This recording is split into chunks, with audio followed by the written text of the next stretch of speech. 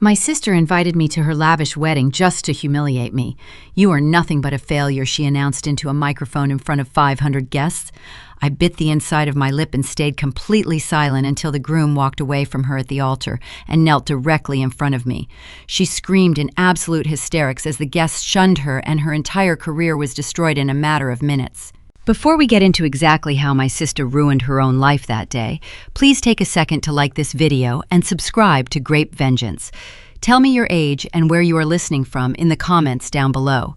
I love reading about where you all are from. Now let me take you back to how this nightmare actually started. I am Selena. I am 29 years old, and I run a small independent bookshop in a quiet corner of Ohio. It is not a glamorous life, but it is an honest one. I poured my entire life savings into those wooden shelves and dusty floorboards. It was my sanctuary.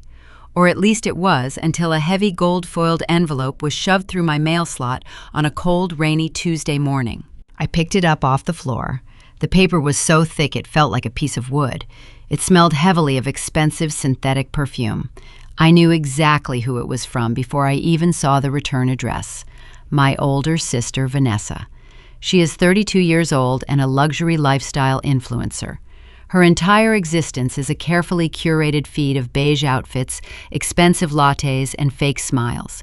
She has never worked a real day in her life, but she convinced thousands of strangers on the internet that she is an expert on elegance and grace. I ripped the envelope open, tearing through the gold wax seal. Inside was not just a wedding invitation. A second piece of crisp white paper fluttered to the ground, landing near my boots. I bent down to pick it up, and my blood immediately ran cold. It was a contract, literally a typed list of duties I was expected to perform for free during her wedding week. I stared at the bullet points in disbelief. Manage the bridal party luggage upon arrival at the country club, steam 15 silk bridesmaid dresses before the rehearsal dinner, stand in the back row during the ceremony to hold the coats. I was not being invited as family. I was being summoned as unpaid manual labor. Vanessa wanted me there to be part of the scenery, the ugly duckling sister placed perfectly in the background to make her look even brighter. But the real punch to the gut was the groom's name, printed in curling gold letters on the main card. Julian. My stomach hit the floor. The air in my shop suddenly felt too thick to breathe. Julian was my best friend 4 years ago. He was the man I secretly loved. We used to sit on the floor of my tiny apartment eating cheap takeout and talking about our dreams until 2 in the morning. And he was the man Vanessa manipulated into leaving my life forever. She told him lies about me. She convinced him I was moving away and did not care about him. She swooped in and stole him because she could not stand the idea that I had something good. She never even loved him. She just wanted a handsome prop for her photos. My phone buzzed on the wooden counter, vibrating aggressively against a stack of hardcovers. The caller ID flashed my mother's name, Diane. I answered it, and her voice was already sharp, cutting right to the point. "You received the invitation, Selena." It was not a question. I gripped the edge of the counter until my knuckles turned white. "I am looking at it right now, Mom. It is a contract for manual labor." "Do not start with me, Selena," she snapped. "Vanessa has 500 high-profile guests coming. Corporate sponsors are paying for the floral arrangements. This is the biggest day of her brand. If you ruin her perfect aesthetic with your bad attitude, you are cut out of this family forever. I will make sure of it." I wanted to tell her I was already cut out. I wanted to tell her I had no intention of going to watch the love of my life marry the sister who bullied me. But then the brass bell above my shop door jingled. It was the postman. He walked in, shaking rain off his jacket, and handed me a certified letter. I signed for it with a trembling hand and ripped it open while my mother was still breathing heavily on the other end of the line. It was an eviction notice. I was 3 months behind on my commercial lease. Foot traffic had been terrible all winter, and I had drained my last savings account just to keep the lights on. My landlord was giving me 30 days to vacate the property. My hands shook so hard the paper rattled against the phone. My bookshop was my entire world. It was the only thing I had built with my own 2 hands. Without it, I had absolutely nothing. "Mom," I breathed out, my voice cracking. "I need a loan. Just $5,000 to cover the back rent for the shop. They are going to evict me." The The phone line went completely silent. I could hear the faint sound of a television playing in the background at her massive house. Then my mother let out a small, dry laugh. "I will write you a check today," she said. Her voice was dripping with satisfaction, "but only if you sign Vanessa's contract and do exactly what she says at the wedding. No complaining, no scene. You play your part and you get your little bookstore." I closed my eyes. The smell of old paper and dust surrounded me. My chest tightened until it physically hurt. I was completely trapped. I swallowed my pride, pushing down the sick feeling in my throat, and told her I would do it. I told her I would be there. I hung up the phone and looked down at Julian's name shining in the gold foil. I had no idea that agreeing to this twisted deal was going to set off an explosion that would finally tear our toxic family apart forever. The tires of my 10-year-old sedan crunched against the pristine white gravel of the Oak Ridge Country Club. It was a week before the actual wedding, but Vanessa had demanded I arrive early for mandatory preparation. Valets in crisp white vests rushed past me to open the doors of imported sports cars and luxury vehicles. I parked near the dumpster in the back lot and carried my single worn duffel bag through the service entrance. I needed that loan from my mother. I needed to save my bookshop. I reminded myself of that fact with every step I took down the long marble hallway. The air inside the club smelled of fresh orchids and expensive floor wax. It was a world that was designed specifically to make people like me feel small. I barely made it to the bridal suite before a young woman wearing a headset shoved a plastic garment bag into my chest. She did not even look me in the eye. She just muttered that Vanessa said I had to wear this for all official pre-wedding events. I unzipped the thick plastic to look inside. I expected a simple uniform. Instead, I found a dress, if you could even call it that. It was an oversized, shapeless mass of dull gray polyester. It looked like a potato sack dipped in wet cement. The fabric was stiff and scratchy against my fingers. Before I could even process the insult, the heavy oak double doors flew open. Vanessa swept into the room, surrounded by 6 bridesmaids. They were all holding tall glasses of champagne and laughing loudly. Vanessa was wearing a custom white silk robe trimmed with lace and a smile that did not reach her cold blue eyes. She stopped in the center of the room when she saw me holding the gray fabric. "Oh good, you got it," Vanessa said loudly, making sure the entire room stopped to listen. "I picked that out specifically for you, Selena. We need something muted to hide your figure. We really cannot have you clashing with the floral aesthetic in the background." 2 of the bridesmaids giggled behind their crystal champagne flutes. One of them actually looked me up and down with blatant pity. I stood there, holding the ugly gray dress, feeling a hot flush of humiliation rise in my cheeks. My hands gripped the cheap plastic hanger so tightly my fingers throbbed. I wanted to throw the dress on the floor. I wanted to turn around and walk out the door, but the image of my landlord putting a heavy metal padlock on my bookshop door flashed in my mind. I swallowed the thick lump in my throat and looked down at the carpet. That sound, the polite mocking laughter of her friends, triggered a memory so sharp it actually made me dizzy. It was the exact same sound I heard when I was 14 years old. I had spent 3 entire weeks building a complex robotics project for the state science fair. I stayed up late every single night wiring circuits and programming commands on an old computer.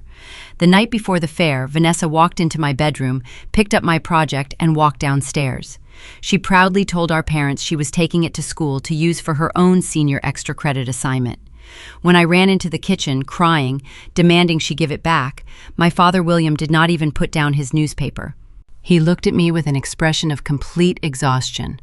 "Just let her have it, Selena. Keep the peace. Your sister needs this for her college applications. You can build another one next year. Keep the peace."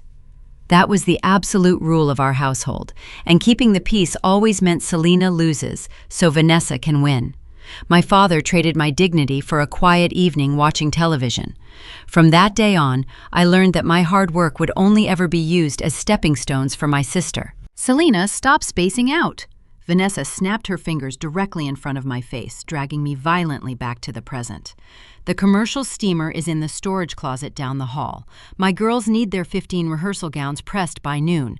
Do not burn the silk or Mom will add the replacement cost to your debt." She turned on her heel and glided back out of the room, her entourage trailing behind her like obedient ducklings. I was left completely alone, holding a gray sack. 10 minutes later, I was locked inside a windowless supply closet. The room was no bigger than a bathroom stall. It smelled strongly of industrial bleach and old wet mops. A massive rolling rack took up almost all the space, holding the 15 heavy silk gowns. The industrial steamer hissed and spit boiling water continuously. The heat in the tiny room became unbearable within minutes. Sweat beaded on my forehead and dripped slowly down the back of my neck, ruining my shirt. My knees ached furiously as I crouched on the hard tile floor, trying to smooth out the complicated ruffles of a heavy pink gown. My lower back throbbed from the awkward angle. I was a business owner. I was 29 years old, and I was on my knees in a closet, sweating through my clothes because my family viewed me as completely worthless. I wiped my forehead with the back of my damp sleeve. I reached for the next dress on the rack. The heavy metal steamer head burned my knuckles when it slipped. I gasped in sudden pain, pulling my hand back to inspect the bright red mark forming on my skin. Then the brass doorknob turned. I thought it was the wedding planner coming to yell at me for taking too long. I stayed on my knees holding the steaming wand and looked over my aching shoulder. The heavy wooden door swung open, letting in a sudden rush of cool air from the hallway. A man stood in the doorway. He was wearing a tailored navy suit, but his shoulders were heavily slumped. He had a glass of ice water in his right hand, and he was looking down at his phone screen. Then he looked up. It was Julian. The air in the closet vanished instantly. I could not draw a single breath into my burning lungs. 4 years. It had been 4 long years since I stood in his kitchen making coffee and laughing about our future. 4 years since Vanessa convinced him I had accepted a job out of state and never wanted to see him again. 4 years since he stopped answering my desperate text messages. He looked completely different. The warm, bright energy that used to radiate from him was entirely gone. His skin was pale and drawn. There were deep, dark circles under his eyes, like he had not slept a full night in months. The sharp, confident Julian the First once knew had been replaced by a man who looked completely hollowed out. His eyes locked onto mine. The glass of water slipped right through his fingers and shattered violently on the marble floor outside the closet. Ice cubes and water splashed onto the toes of his expensive leather shoes. He did not even flinch. He stared at me, crouching on the floor of a mop closet, holding a clothing steamer. My hair was sticking to my sweaty forehead. My shirt was stained with water spots. He looked absolutely horrified. "Selena," he whispered. His voice was rough. It cracked painfully on the second syllable. I could not speak. The pain in my chest was so heavy I felt like my ribs were cracking. I wanted to stand up. I wanted to scream and ask him why he never called me.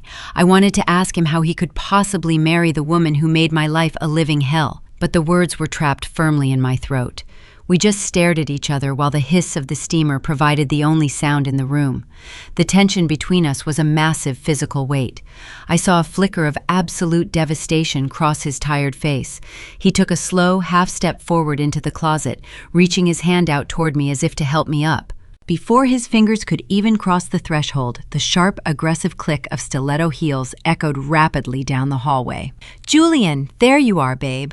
Vanessa appeared suddenly in the doorway, shoving her way past him into the cramped space. She did not even hesitate. She threw both of her arms tightly around his neck, pressing her body against his chest, and kissed him hard on the mouth. It was not a kiss of affection or love. It was a brand. It was a territorial display meant for an audience of one. Julian went completely rigid. He did not put his arms around her waist. He tried to pull his head back, but Vanessa held on tight, gripping his hair. She opened her eyes while her mouth was still pressed to his and glared directly at me over his shoulder. Her eyes were completely cold and dead, a predator looking at her trapped prey. She finally pulled back, leaving a bright smear of red lipstick on his chin. She smiled sweetly, brushing a piece of lint off his suit lapel. "I have been looking everywhere for you," she purred, running a hand down his chest. Then she turned her head and looked down at me, still kneeling on the wet floor. Her smile widened into a deeply cruel smirk. "Oh, by the way, Selena, I need to tell you something funny. I had the event staff toss that ugly brown duffel bag you brought in. We really needed the extra floor space in the bridal suite for the imported hydrangeas. I figured you would not mind since it was just old, cheap clothes anyway.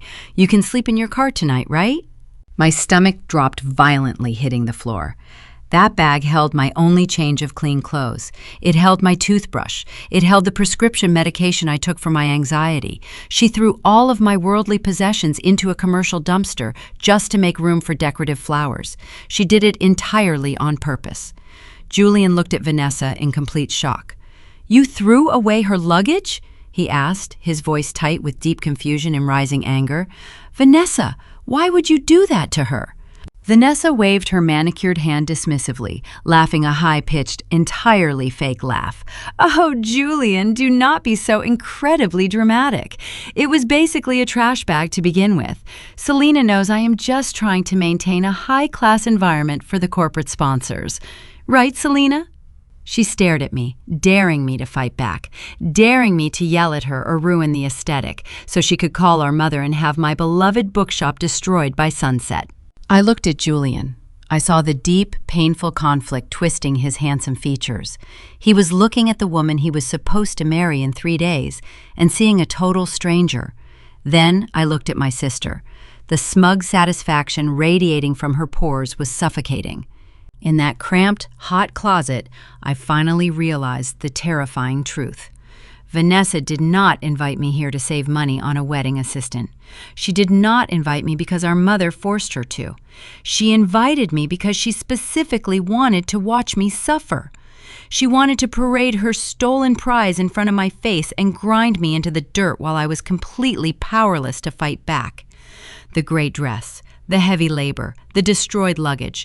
This was all just the warm-up.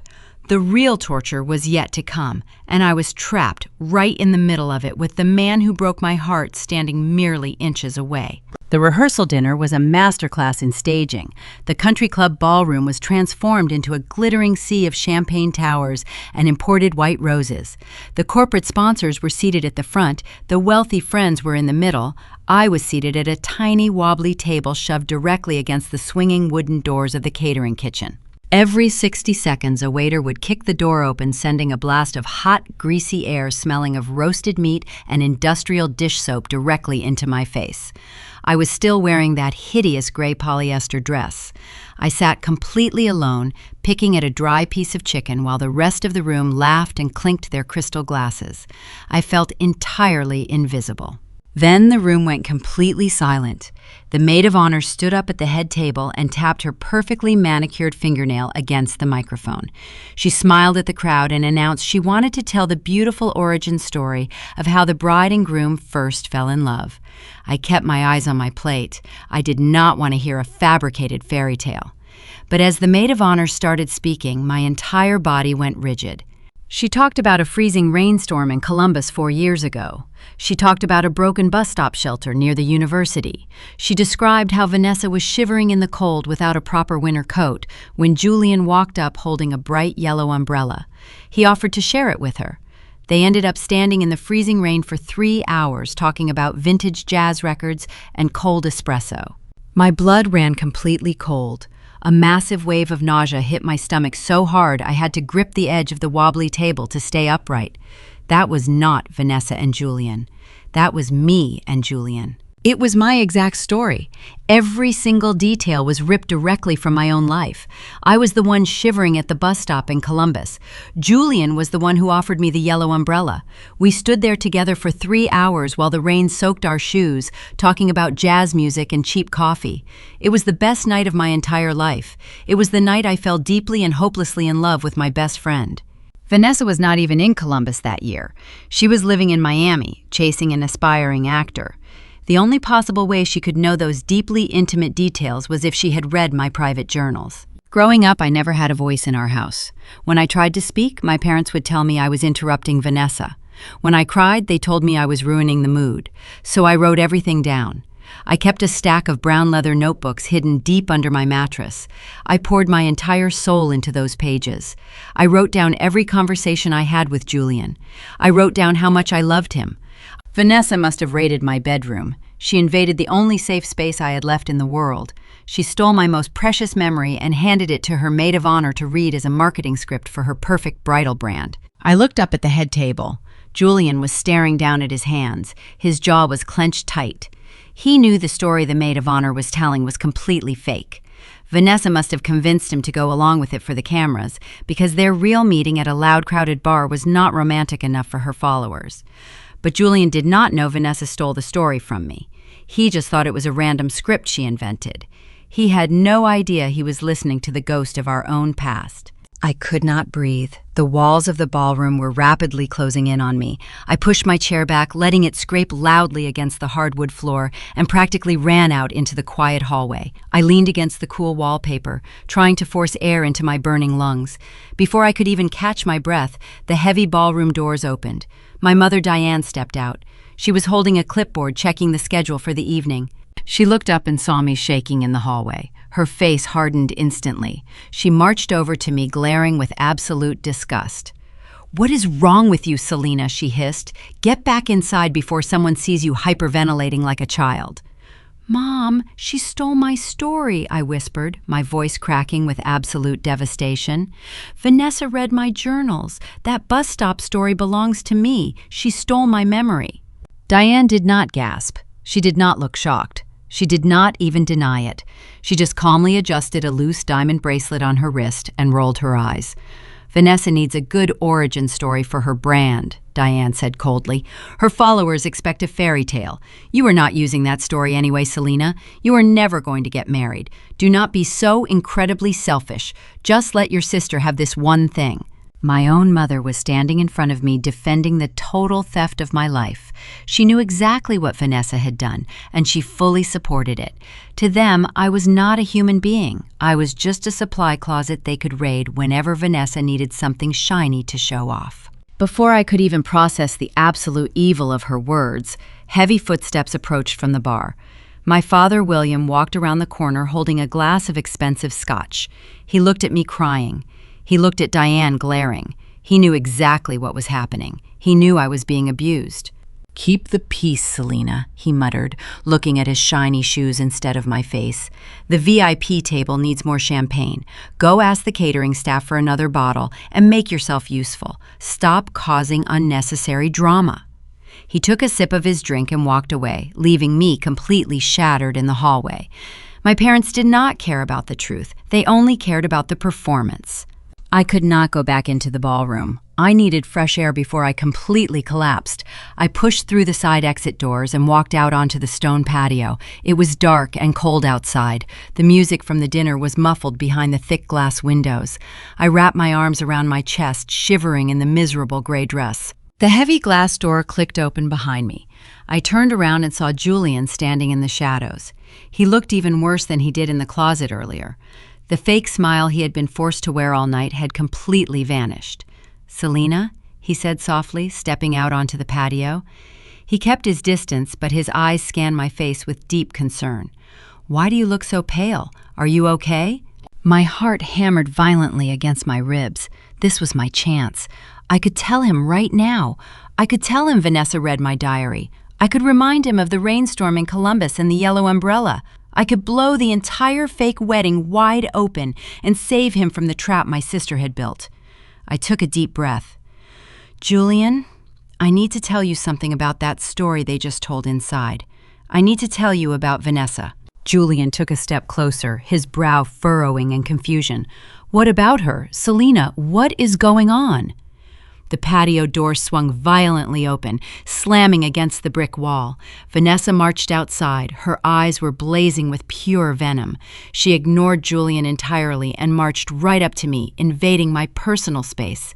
"There you are, you lazy brat," Vanessa yelled, pointing a manicured finger directly at my face.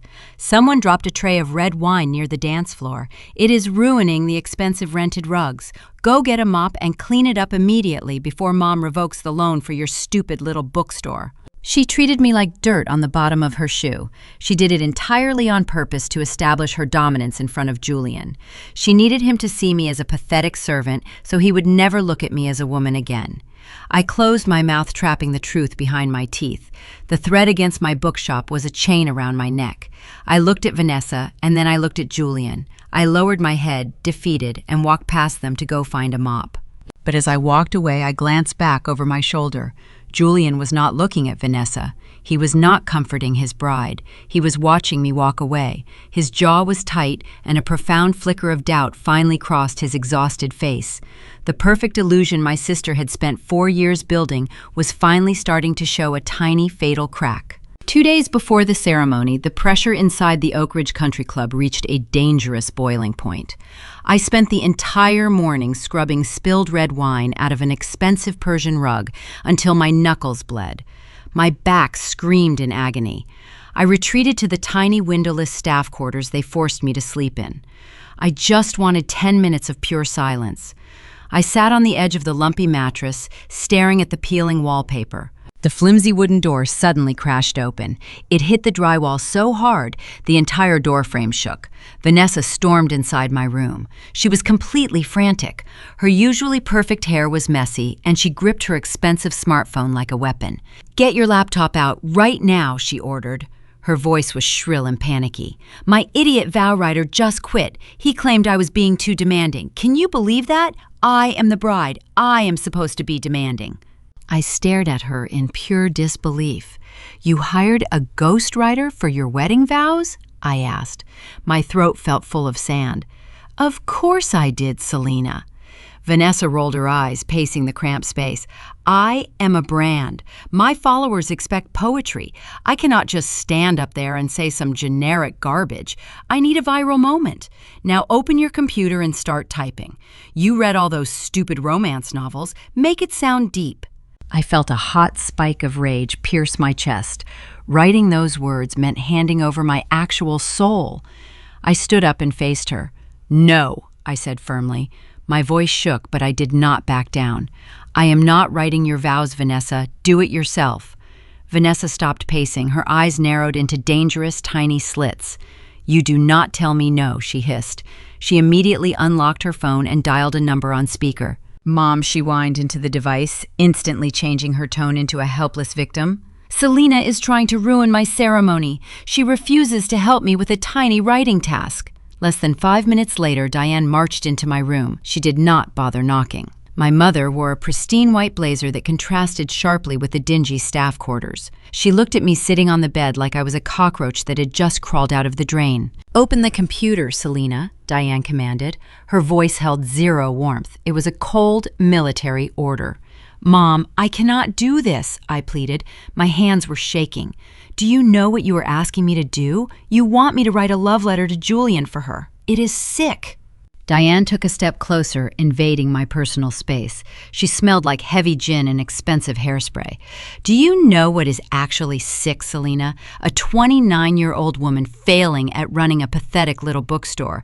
A daughter who cannot even support her own family on the most important weekend of their lives." She reached into her designer handbag and pulled out a leather checkbook. She grabbed a gold pen and hovered the tip right over the paper. "The bank transfer has not cleared yet," she said coldly. "I can cancel the loan with one phone call to my wealth manager. Your landlord will lock your doors on Monday morning. You will be entirely bankrupt by Tuesday. Now you have a very simple choice. You either write a beautiful, moving speech for your sister right now, or you pack your cheap bags and go sleep on the street." My chest caved in. The threat was absolute and terrifying. My bookshop was my only sanctuary. It was the only place where I was the boss, where I made the decisions, where nobody told me to keep the peace.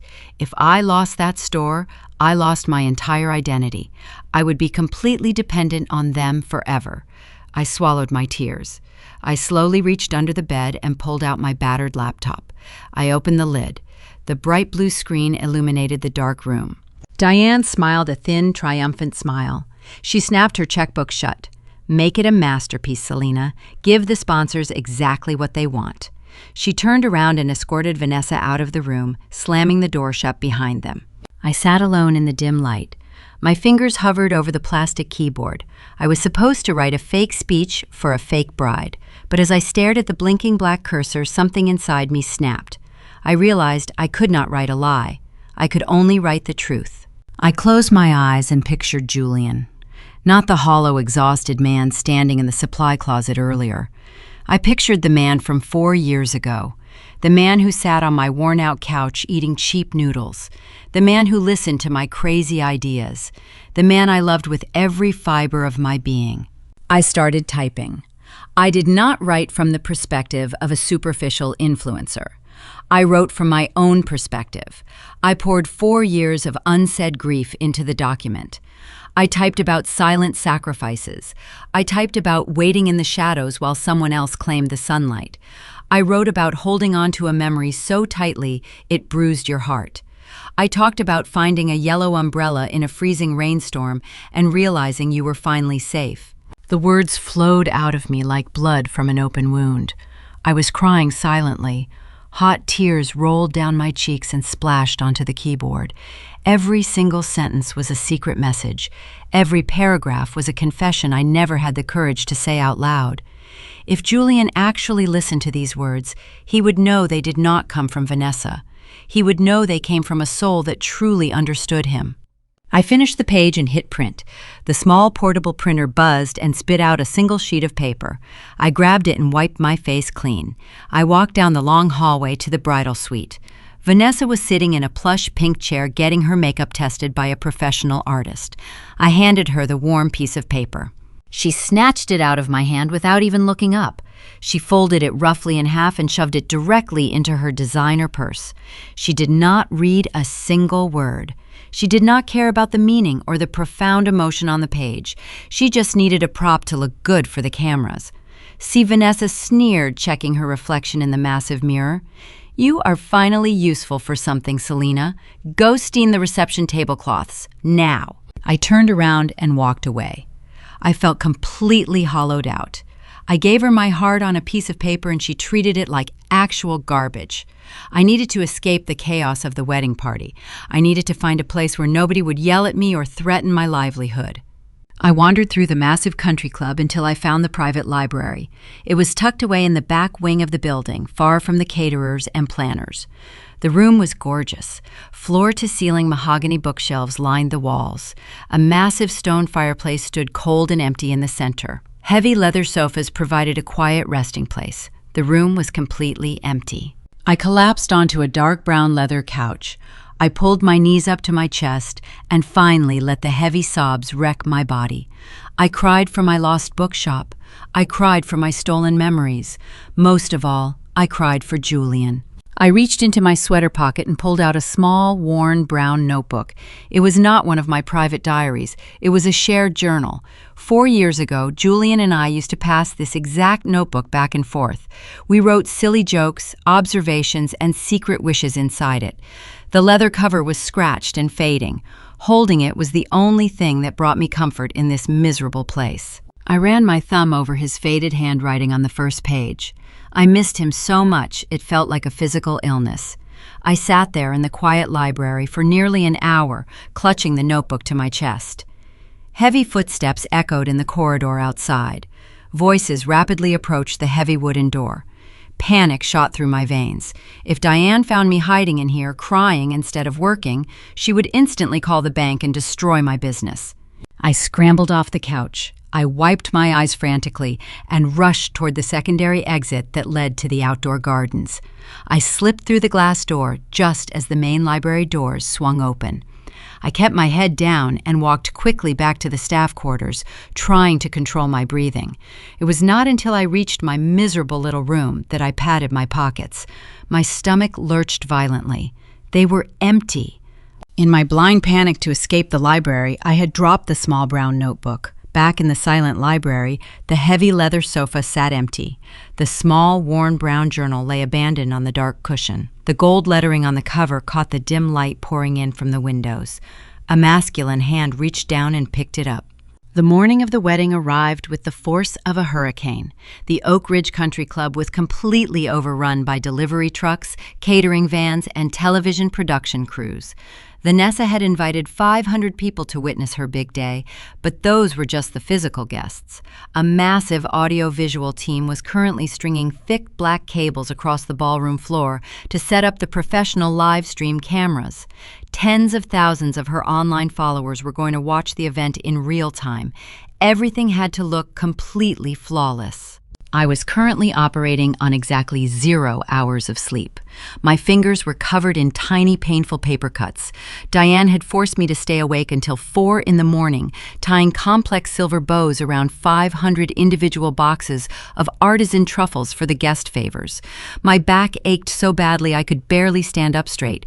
My head was pounding with a vicious migraine, but I did not have the luxury of resting. The ceremony was scheduled to begin in 3 hours. I dragged my exhausted body up the sweeping marble staircase toward the bridal suite. I needed to change into that hideous gray polyester dress Vanessa had assigned to me. I just wanted to get it over with. I wanted to put on the ugly garment stand quietly in the back of the room and survive the next 10 hours without losing the loan that was keeping my bookshop afloat. I pushed open the heavy wooden door to the suite. The air inside was thick and suffocating, smelling of expensive hairspray, burned curling irons, and spilled champagne. The room was packed with makeup artists and frantic bridesmaids running around in matching silk robes. I walked over to the corner where I had hung my gray dress the previous day. The plastic garment bag was lying crumpled on the carpet. The dress was spread out across the floor. A massive spreading puddle of toxic-smelling liquid was soaking into the dull gray fabric. I stared down at it in complete shock. Huge, erratic white stains had eaten entirely through the color, leaving the dress completely ruined. Oops. The word was spoken with a sickeningly sweet tone. I looked up. One of the bridesmaids was standing a few feet away, holding an empty industrial bleach bottle she must have grabbed from a janitor cart. She covered her mouth, pretending to look horrified, but her eyes were dancing with cruel amusement. "I am so incredibly clumsy," she said loudly, making sure the entire room heard her. "I tripped and spilled cleaning supplies all over your assigned outfit, Selena. I am so sorry." The room went dead silent. The makeup artists stopped brushing. The hairstylists paused their blow dryers. Vanessa stepped out from behind a changing screen. She was already wearing her custom lace gown, looking like a porcelain doll. But she was not holding a makeup brush. She was holding her expensive smartphone out in front of her. The red recording light was blinking steadily.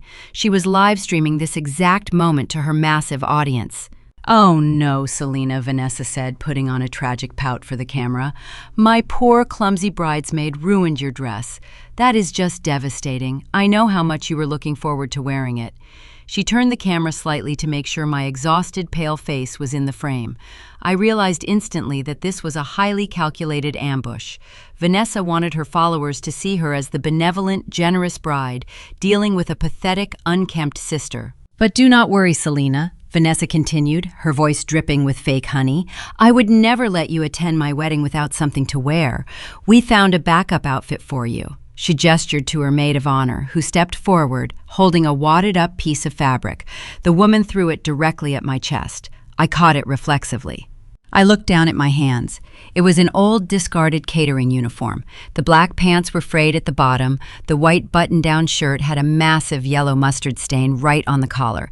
It smelled like stale grease and sweat. "It is all we have left," Vanessa lied sweetly, smiling directly into her phone camera. "You can go change in the hallway bathroom. Hurry up now. We have pictures in 20 minutes. My knuckles turned completely white as I gripped the stained uniform. They wanted me to walk down the aisle looking like a messy servant. They wanted every single wealthy guest and every single online viewer to look at me and feel pity. This was the exact same dynamic from our childhood. When we were kids, Diane always bought Vanessa brand new, expensive clothes for the holidays. I was always forced to wear her faded hand-me-downs. They conditioned me to believe I only deserved the scraps. I looked at the phone camera. I looked at the smirking bridesmaid. Then I looked directly into Vanessa's cold blue eyes. I did not scream. I did not throw the dirty uniform on the floor. I simply draped it carefully over the back of a chair. "I will be right back," I said, my voice dangerously calm. I turned around and walked out of the bridal suite, ignoring Vanessa calling my name. I walked down the marble staircase, out the heavy front doors, and directly into the crisp morning air. I marched across the gravel parking lot until I reached my old rusted sedan parked next to the dumpsters. I unlocked the trunk and pulled out a heavy black garment bag I had hidden under my spare tire. 4 years ago, when I first started running my own business, I learned a very hard lesson about self-reliance. I learned that nobody was ever going to protect me. I had to protect myself. I knew Vanessa was going to pull a stunt today. I knew she was going to try to humiliate me, so I came prepared. I climbed into the cramped back seat of my car and unzipped the bag. Inside was a simple, elegant navy blue dress. I had bought it with my own hard-earned money last year for a bookstore awards dinner. It had clean lines, no flashy sequins, and it fit my body perfectly. It was not a bridesmaid dress. It was not a bridal gown. It was a dress meant for a dignified adult woman who respected herself. I changed in the back of the car, carefully avoiding the dusty seats. I pulled out a small makeup bag. I brushed my hair until it fell smoothly over my shoulders. I applied a swipe of deep red lipstick. I looked at myself in the rearview mirror. The exhausted, terrified girl from the supply closet was entirely gone. I grabbed my purse and walked back into the Oak Ridge Country Club. The main lobby was now packed with early arrivals. Wealthy men in tailored tuxedos and women in expensive gowns were mingling near the bar. As I walked through the double doors, the conversation nearest to me naturally died down. Heads turned. A few people actually stepped aside to let me pass, looking at me with quiet admiration. I held my head high, keeping my shoulders pulled back. Vanessa was standing at the top of the grand staircase posing for a professional photographer. She glanced down at the lobby, her eyes locked onto me. The fake smile instantly shattered. Her mouth dropped open, her hands clenched into tight fists, ruining the delicate lace of her expensive gown. I was not wearing the garbage she assigned to me. I was wearing armor. And in that simple navy blue dress, I looked infinitely more elegant than anyone else in her bridal party. Within 5 seconds, Diane emerged from the crowd, charging toward me like a shark that just smelled blood in the water. Her face was flushed dark red with absolute fury. "What do you think you are doing, Selena?" my mother hissed, grabbing my arm and yanking me behind a massive floral arrangement away from the guests. "I told you to wear the uniform. You are deliberately trying to upstage the bride." I pulled my arm out of her painful grip. "I am wearing a clean dress, Mom. That is it." Diane pointed a shaking, manicured finger right in my face. "You are ruining her aesthetic. You go back out to your car and put on the uniform right now, or I swear to God I will call my bank manager. I will cancel the transfer. I will let you lose that pathetic bookstore tomorrow morning." The threat hung heavily in the air between us. The bookstore. My sanctuary. The only thing I owned. 2 days ago, that threat had forced me to write Vanessa's vows. It had forced me to scrub floors and take their abuse. But standing there in my navy dress, feeling the weight of the fabric against my skin, I realized something profound. If I let them strip away my dignity to save my store, the store would never truly belong to me anyway. They would hold it over my head for the rest of my life. I looked my mother dead in the eye. My heart was pounding wildly, but my voice was completely steady. "Call the bank, Mom," I said coldly. Diane froze. Her eyes went wide with pure shock. She opened her mouth, but no sound came out.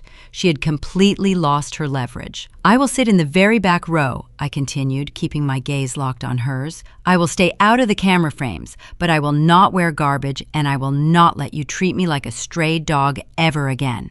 I turned my back on my mother, leaving her speechless behind the white orchids.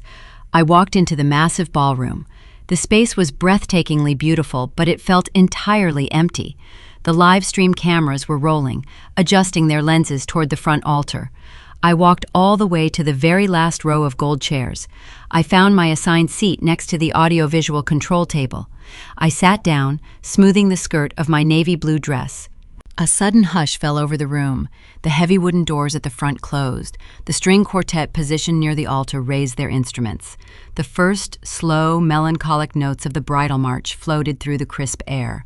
The ceremony was officially beginning. Vanessa was about to walk down the aisle to marry the man she stole from me, but she did not know that her stolen words were printed on a piece of paper currently sitting in Julian's pocket, and she did not know that Julian had found my private brown notebook in the library. The fuse was completely lit, and the explosion was only minutes away. The heavy oak doors at the back of the ballroom swung wide open. The string quartet transitioned instantly into a slow, sweeping rendition of the traditional bridal march. 500 guests rose to their feet in complete unison. The sound of their expensive chairs scraping against the hardwood floor echoed through the massive space. The professional camera operators quickly adjusted their heavy equipment, panning their lenses across the wealthy crowd before locking onto the grand entrance. Vanessa stepped into the room. She looked exactly like a cover model for a luxury bridal magazine. Her custom white lace gown dragged elegantly across the pristine floor. A cathedral-length veil floated perfectly behind her, carried by two young flower girls. Her hair was styled in flawless waves, but as she walked slowly down the aisle, gripping her massive bouquet of white orchids, she was not looking toward the altar. She was looking directly into the glowing red light of the primary live stream camera. She offered a practiced, radiant smile to the tens of thousands of strangers watching online. She was putting on the performance of a lifetime.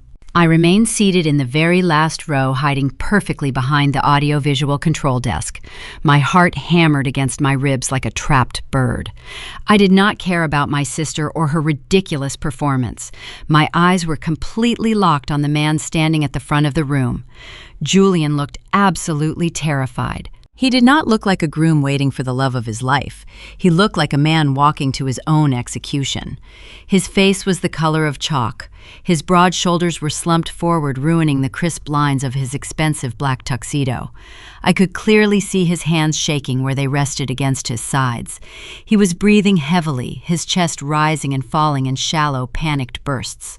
He was not looking at the beautiful bride walking slowly toward him. His dark eyes were frantically scanning the sea of guests. He looked past the front rows. He looked past my beaming parents. He was searching for something else. Then his eyes found the back row. He found me. The moment his gaze locked onto my simple navy blue dress, the entire chaotic ballroom seemed to completely disappear. The music faded into the background. The low murmurs of the crowd vanished. For 5 agonizing seconds, it was just the two of us staring at each other across a massive ocean of white flowers and fake people. His expression broke my heart. I saw deep, profound regret pooling in his eyes. I saw the exhausted man who had stood in the supply closet hours ago. But I also saw something entirely new. I saw absolute realization. He knew something. The way he looked at me was not just a silent apology for the past. It was a desperate physical reaction to a hidden truth. I thought about the small brown notebook I had dropped in the quiet library the night before. My stomach twisted violently. Did he find it on the leather sofa? Did he finally read the confessions I had kept hidden for 4 long, agonizing years? Before I could even process the heavy emotion hanging between us, Vanessa finally reached the front altar. She stepped up beside him, handing her heavy bouquet to her maid of honor. She turned to face her groom, expecting him to look at her with tears of total devotion. Instead, she found him staring blankly toward the back of the room, completely ignoring her grand entrance. Vanessa followed his line of sight. Her cold blue eyes landed directly on me. For 1 microsecond, her perfect bridal mask completely melted off. Her jaw clenched tight, her nostrils flared with raw, unfiltered fury. She realized instantly that even on the most important day of her manufactured life, Julian was still captivated by the sister she considered totally worthless. She reacted with ruthless speed. Vanessa aggressively grabbed both of his hands, yanking his attention violently back to her. She dug her manicured nails deep into his palms, forcing him to flinch. "Look at me," she whispered harshly, her voice completely masked by the loud, swelling music. "The camera is right there, Julian. Smile for the viewers." Julian blinked rapidly, as if waking up from a deep, freezing trance. He looked down at her hands, gripping his skin like a vice. He slowly turned his head to face the primary camera lens, but his face remained completely stoic. He did not smile. He looked utterly trapped inside his own body. The string quartet played their final chord, allowing a heavy, expectant silence to fall over the massive ballroom. The guests slowly took their seats, rustling their expensive clothing. The officiant, a tall man holding a leather-bound book, stepped up to the microphone. He cleared his throat, offering a warm, welcoming smile to the crowd. "Dearly beloved, we are gathered here today to witness the union of Vanessa and Julian." The officiant began, his deep voice carrying clearly through the expensive sound system. "Wait." Vanessa suddenly held up her right hand, palm facing outward, stopping the officiant mid-sentence. A shocked murmur instantly rippled through the 500 guests. You could feel the sudden spike of tension in the room. The camera operators scrambled to adjust their angles, capturing the unexpected interruption. Vanessa gracefully took the microphone from the confused older man. She turned to face the massive crowd, putting on a masterclass in fake vulnerability. She allowed a single, perfectly timed tear to well up in her left eye. "Before we continue with our traditional vows," Vanessa said, her voice soft and trembling with manufactured emotion, "Julian and I have prepared a very special surprise. We wanted to take a moment to honor the people who shaped our journey. Today is not just about our perfect love story, it is about family. It is about the people who taught us the true meaning of sacrifice." My blood ran completely cold. The temperature in the room felt like it dropped 10 degrees. This was not on the official wedding schedule. I had memorized the entire timeline while steaming those awful silk dresses in the closet. There was absolutely no family tribute planned for the ceremony. Suddenly, the massive crystal chandeliers above us completely powered down. The ballroom was plunged into dim, dramatic lighting. A low, mechanical hum echoed through the quiet space. Directly behind the altar, a massive white projector screen slowly lowered from the ceiling. My stomach violently dropped. The sick, twisting feeling of pure dread clamped down on my throat. Growing up, Diane and Vianne always operated as a ruthless team. They loved setting elaborate traps during family events. When I was a teenager, they threw a surprise party for my high school graduation, only to use the event to announce Vanessa got a minor acting role in a local television commercial. They made my entire extended family raise a glass to her, while my graduation cake melted on the kitchen counter. They never did anything special unless it was specifically designed to humiliate me or elevate Vanessa. I looked at the front row. My mother, Diane, was sitting perfectly upright in her expensive champagne-colored gown. She slowly reached out and gripped my father, William, by the arm. She was not looking at the massive screen descending behind the altar. She turned her head slightly and looked all the way back to the last row. She found me, sitting in the dark shadows of the audio-visual desk. Diane offered a tight, cruel, terrifying smirk. The ruined gray dress in the bridal suite was never the main event. It was just a distraction. It was petty bait designed to make me feel rebellious for wearing my own clothes. They wanted me sitting here feeling dignified and safe. They needed me in the room for the real punishment. The soft sound of acoustic guitar music began playing through the massive speakers overhead. A bright beam of light shot out from the projector booth, illuminating the giant white screen at the front of the room. I gripped the edge of my gold chair until my fingers physically ached. I could not breathe. I could not look away. The trap was finally springing closed, and there was absolutely nowhere left for me to run. The projector clicked loudly, slicing through the heavy tension in the ballroom. A massive image of a 3-year-old toddler filled the giant white screen, lowering behind the altar. The child had golden curls and bright, sparkling blue eyes. It was Vanessa. Soft acoustic guitar music swelled gracefully from the expensive surround sound speakers. The next few slides flashed in rapid succession, showing my sister winning local beauty pageants, posing in custom-fitted prom dresses, and smiling brightly at her college graduation. It was a carefully curated timeline of a completely perfect life.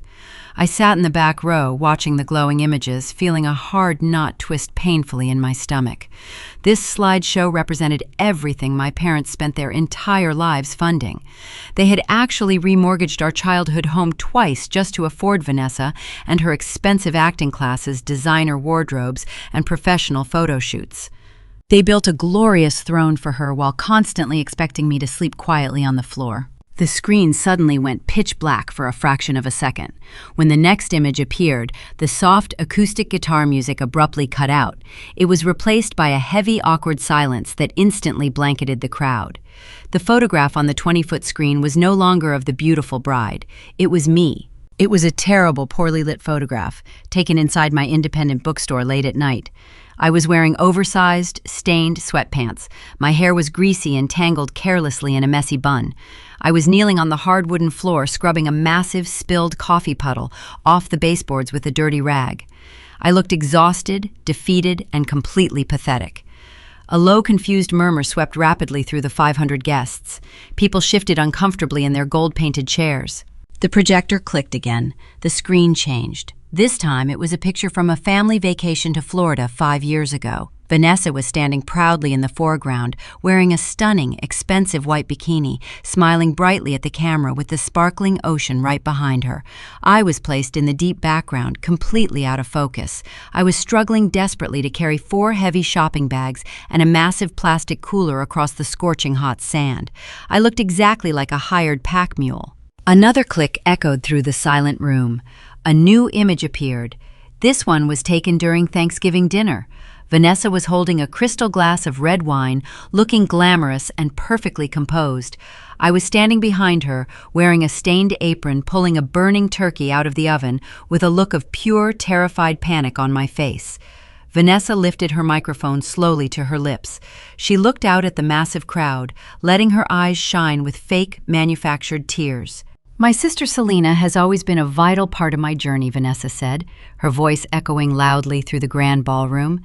"She taught me what true sacrifice actually looks like." She paused, letting the manipulative words hang heavily in the air. "Growing up, I always had incredibly big dreams. I wanted to build a major lifestyle brand. I wanted to inspire millions of people around the world. But Selena, she was always very different. She was always content living quietly in the shadows." Vanessa offered a tragic, sympathetic smile directly to the primary live stream camera. "Some people are simply meant to shine brightly," she continued, "and others, well, others sacrifice their own lives because they really have nothing better to offer the world." A few people seated in the front rows actually chuckled. It was a nervous, ugly sound. The wealthy corporate sponsors sitting in the VIP section smiled politely, nodding along to this twisted narrative of sisterly devotion. They genuinely thought this was a heartwarming story about a humble sibling supporting a shining star. They did not realize they were currently watching a public execution. My face burned with intense, blistering heat. The humiliation was absolute and entirely suffocating. I looked toward the front row. My mother, Diane, was sitting perfectly upright, clapping softly with a smug expression plastered across her face. My father, William, was looking down at his lap, refusing to intervene, just like he always did. But Vanessa was not finished. She turned her head slightly and gave a sharp, deliberate nod to the audio-visual technician sitting at the control desk right next to me. The technician hit a button on his plastic keyboard. The final slide clicked onto the giant screen. My heart stopped completely in my chest. The blood drained entirely out of my face, leaving me dizzy and violently nauseous. The image projected behind the altar was not a photograph of me. It was a high-resolution digital scan of a piece of paper. It was a blown-up picture of a handwritten page. The handwriting was unmistakably mine. The frayed, worn edges of the paper clearly belonged to the small brown notebook I had accidentally dropped in the quiet library the previous night. The private words were magnified massively for every single person in the room to read. I could see the exact desperate sentences I wrote 4 years ago when my heart was completely shattered into pieces. I wrote about how much I loved Julian. I wrote about the agonizing physical pain of watching him drift away from me. I wrote that I felt completely worthless because the only man I ever truly cared about did not love me back. I wrote that I wished I could just disappear so I would stop hurting. Vanessa had found my notebook. She scanned my deepest, darkest insecurities and plastered them onto a 20-foot screen in front of 500 people and tens of thousands of internet strangers. It was a profound, agonizing violation of my privacy. She stripped away the absolute last layer of armor I possessed. Vanessa turned back to the shocked crowd. Her fake, sweet smile vanished entirely. Her perfectly contoured face hardened into a mask of pure, ruthless cruelty. She looked directly over the vast sea of guests, staring straight into my eyes all the way in the back row. "You are nothing but a failure, Selena," Vanessa sneered violently into the microphone. Her voice was vicious and cold, stripping away any remaining pretense of sisterly affection. "You have spent your entire life trying to steal my happiness because you are completely empty inside. You want to know the absolute truth? Today, no one ever chose you, not our parents, not your pathetic friends, and certainly not Julian." The massive ballroom plunged into a dead, horrifying silence. You could hear a single pin drop onto the polished hardwood floor. 500 guests completely froze in their seats. The corporate sponsors dropped their polite smiles, instantly looking deeply disturbed. The string quartet members sat completely paralyzed, holding their expensive wooden bows suspended in midair. Everyone in the room suddenly realized this was not a sweet family tribute. This was a brutal, unhinged, targeted attack. Then the mechanical whirring began. The primary live-stream camera mounted on a heavy metal tripod near the altar pivoted sharply. The glass lens swiveled entirely away from the bride. A second camera operator physically ran down the side aisle, hoisting a heavy shoulder rig into position. A third camera, stationed near the floral arch, panned rapidly. They were all turning collectively toward the back of the room. The bright glaring spotlights swung across the tall ceiling, tracking their sudden movement. The harsh white beams locked directly onto me. I was suddenly bathed in blinding hot light. Every single lens in the venue was zooming in closely on my face. The red recording lights blinked furiously, capturing my complete humiliation, broadcasting my shattered expression live to the entire world. I was fully trapped in the crosshairs of my sister and her ultimate revenge. I sat perfectly still. I bit the inside of my lips so hard I tasted warm, metallic blood pooling on my tongue. I refused to cry. I refused to give Vanessa the viral, hysterical breakdown she desperately wanted for her engagement metrics. But out of the corner of my eye, past the blinding camera spotlights, I saw a sudden movement at the front altar. Julian was no longer looking at the giant projector screen. He was staring directly at Vanessa. His broad shoulders were heaving. His fists were clenched so tightly his knuckles were completely white against his black tuxedo pants. The notebook page on that screen was a private, humiliating confession, but Vanessa had just made a massive, fatal miscalculation. She thought exposing my pain would make Julian disgusted by my desperation. She did not realize she had just handed him the final missing puzzle piece, proving her own monstrous, decade-long deception. I sat perfectly still under the blinding white heat of the camera spotlights. The entire ballroom held its collective breath, waiting for me to shatter into a million pieces. They wanted me to cover my face. They expected me to run out of the heavy oak doors, sobbing hysterically. I bit down on the inside of my lower lip. I bit down so hard that the delicate skin broke. A warm, metallic taste of fresh blood flooded my tongue. I swallowed it down and kept my chin tilted slightly upward. I absolutely refused to give my sister the viral breakdown she desperately craved. My eyes cut through the harsh glare of the recording equipment and locked directly onto the front row. My mother Diane was sitting rigidly in her champagne silk gown. Her perfectly painted lips were pressed into a tight, eager line. She was staring right at me, waiting for the inevitable collapse. She wanted me to flee so she could play the victimized mother comforting her distressed bride. But I did not move a single muscle. I stared right back at her with completely hollow, dead eyes. The smug satisfaction on Diane's face slowly began to falter.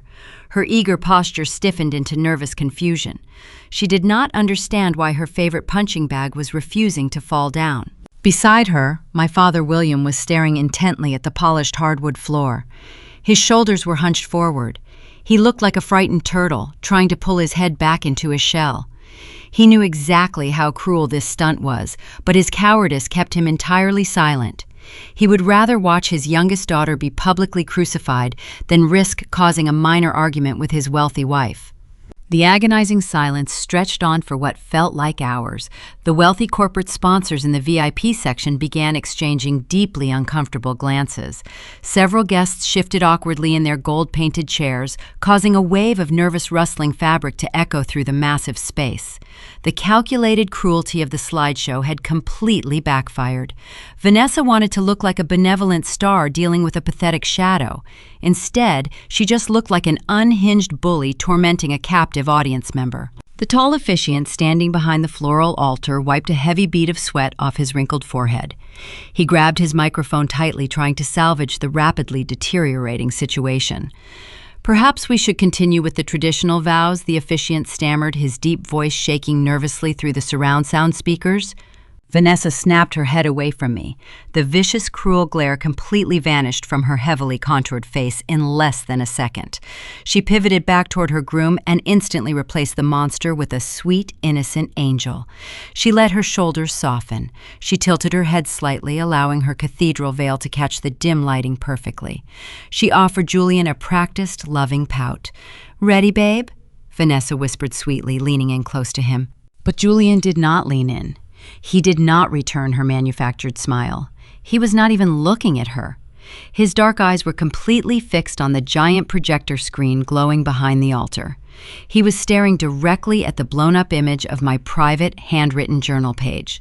His broad chest was rising and falling in rapid, shallow bursts. The color had completely drained from his face, leaving him looking physically ill. He recognized the slanted, messy handwriting.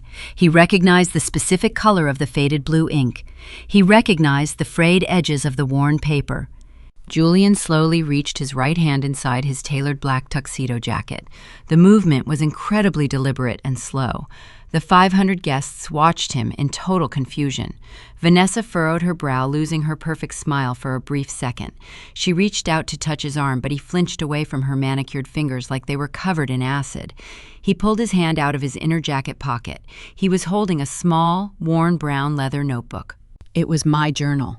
It was the exact same book I had accidentally left sitting on the leather sofa in the quiet library the previous night. He had found it. He had picked it up. He had kept it safely tucked against his chest all morning. Julian flipped the leather cover open. His trembling fingers brushed over the crinkled pages. He looked down at the physical book in his hands and then looked back up at the massive 20-foot screen looming above them. He was comparing the digital image to the actual physical pages he was holding. The realization hit him with the destructive force of a freight train. I watched his breathing turn incredibly ragged. His shoulders heaved as he struggled to draw oxygen into his lungs. The heavy fog of manipulation was rapidly clearing from his mind. The scattered puzzle pieces of the last 4 years were finally snapping together violently. He remembered the beautiful story the maid of honor read at the rehearsal dinner, the freezing rainstorm in Columbus, the yellow umbrella, the 3 hours spent talking about vintage jazz records and cold espresso. Vanessa claimed that memory belonged to her, but holding my private journal, Julian finally realized she had stolen every single word directly from my deeply personal diaries. He remembered the emotional vows Vanessa handed to him this morning, the profound sentences about waiting in the shadows and finding safety in a storm. He knew Vanessa could never write something with that much depth. Now he knew exactly who wrote those beautiful words. He knew I had been forced to write a love letter to the man who broke my heart just so my sister could look good for the cameras. But the most devastating realization was hitting him right now. He was reading the painful confession glowing on the giant screen. He was reading my desperate sentences declaring my absolute unwavering love for him 4 years ago. Vanessa had told him a very different story back then.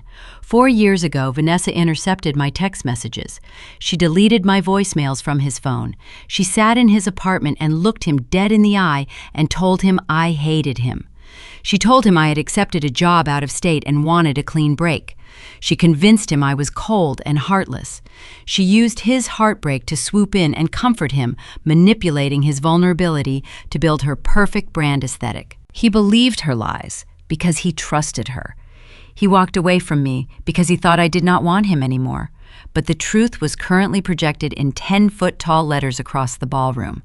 The truth was resting heavily in the palm of his shaking hand. I never hated him. I loved him completely, and his beautiful, perfect bride was actually a manipulative monster who had systematically destroyed both of our lives. Julian slowly closed the brown leather notebook. He gripped it tightly in his right fist. The knuckles turned stark white against his dark skin. He finally turned his head to look at Vanessa. Vanessa tried to smile again, but her lips were trembling. "Julian, what are you doing?" she whispered, her voice barely audible over the heavy tension suffocating the room. "Put that away. The cameras are recording us." Julian did not care about the cameras. He did not care about the corporate sponsors or the expensive floral arrangements. He looked down at the woman he was supposed to marry in less than 5 minutes. His dark eyes were no longer filled with confusion or exhaustion. They were burning with absolute, unfiltered disgust. He looked at her like she was a venomous snake that had just crawled out of the expensive white orchids. The complete revulsion radiating from his posture was undeniable. Every single guest in the front rows gasped collectively, seeing the pure hatred etched deeply into the groom's handsome face. The perfect illusion was completely shattered. The audio-visual technician sitting next to me shifted nervously in his creaky metal folding chair. He reached out to power down the projector, hoping to diffuse the escalating disaster. I slammed my hand down flat on his plastic desk. I did not say a single word. I just glared at him with an intensity that made him freeze entirely. The image stayed illuminated on the giant screen. Vanessa had demanded this public execution. I was going to make sure she was forced to stand in the center of the gallows she built for me. Julian took a slow, deliberate step backward away from the floral altar. The expensive leather soles of his shoes echoed sharply against the quiet floor. He created a physical distance between himself and his bride. The small gap felt like a massive, unbridgeable canyon. Vanessa reached out, desperately grabbing the sleeve of his tailored jacket. Her manicured nails dug into the dark fabric. "Babe," she pleaded, her voice rising in pitch, sounding dangerously close to a frantic whine.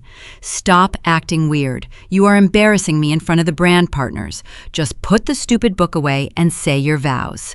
Julian stared down at her hand gripping his arm. He looked at her flawless diamond engagement ring sparkling under the harsh venue lighting. He looked at the custom lace gown that probably cost more than my entire bookshop. He saw the complete emptiness behind her terrified blue eyes. She did not care about his pain. She did not care about the profound betrayal he had just uncovered. She only cared about her lucrative brand partnerships and her carefully curated internet aesthetic. He realized she had never loved him. He was just a handsome prop she selected to complete her luxury lifestyle portfolio. The air inside the Oak Ridge Country Club grew impossibly thick. The tension was winding tighter and tighter, wrapping around the throats of 500 captive witnesses. The corporate sponsors were already frantically typing messages on their smartphones, likely preparing emergency public relations statements to distance themselves from this rapidly unfolding train wreck. Julian slowly raised his left hand. He placed his fingers over Vanessa's tight grip on his jacket sleeve.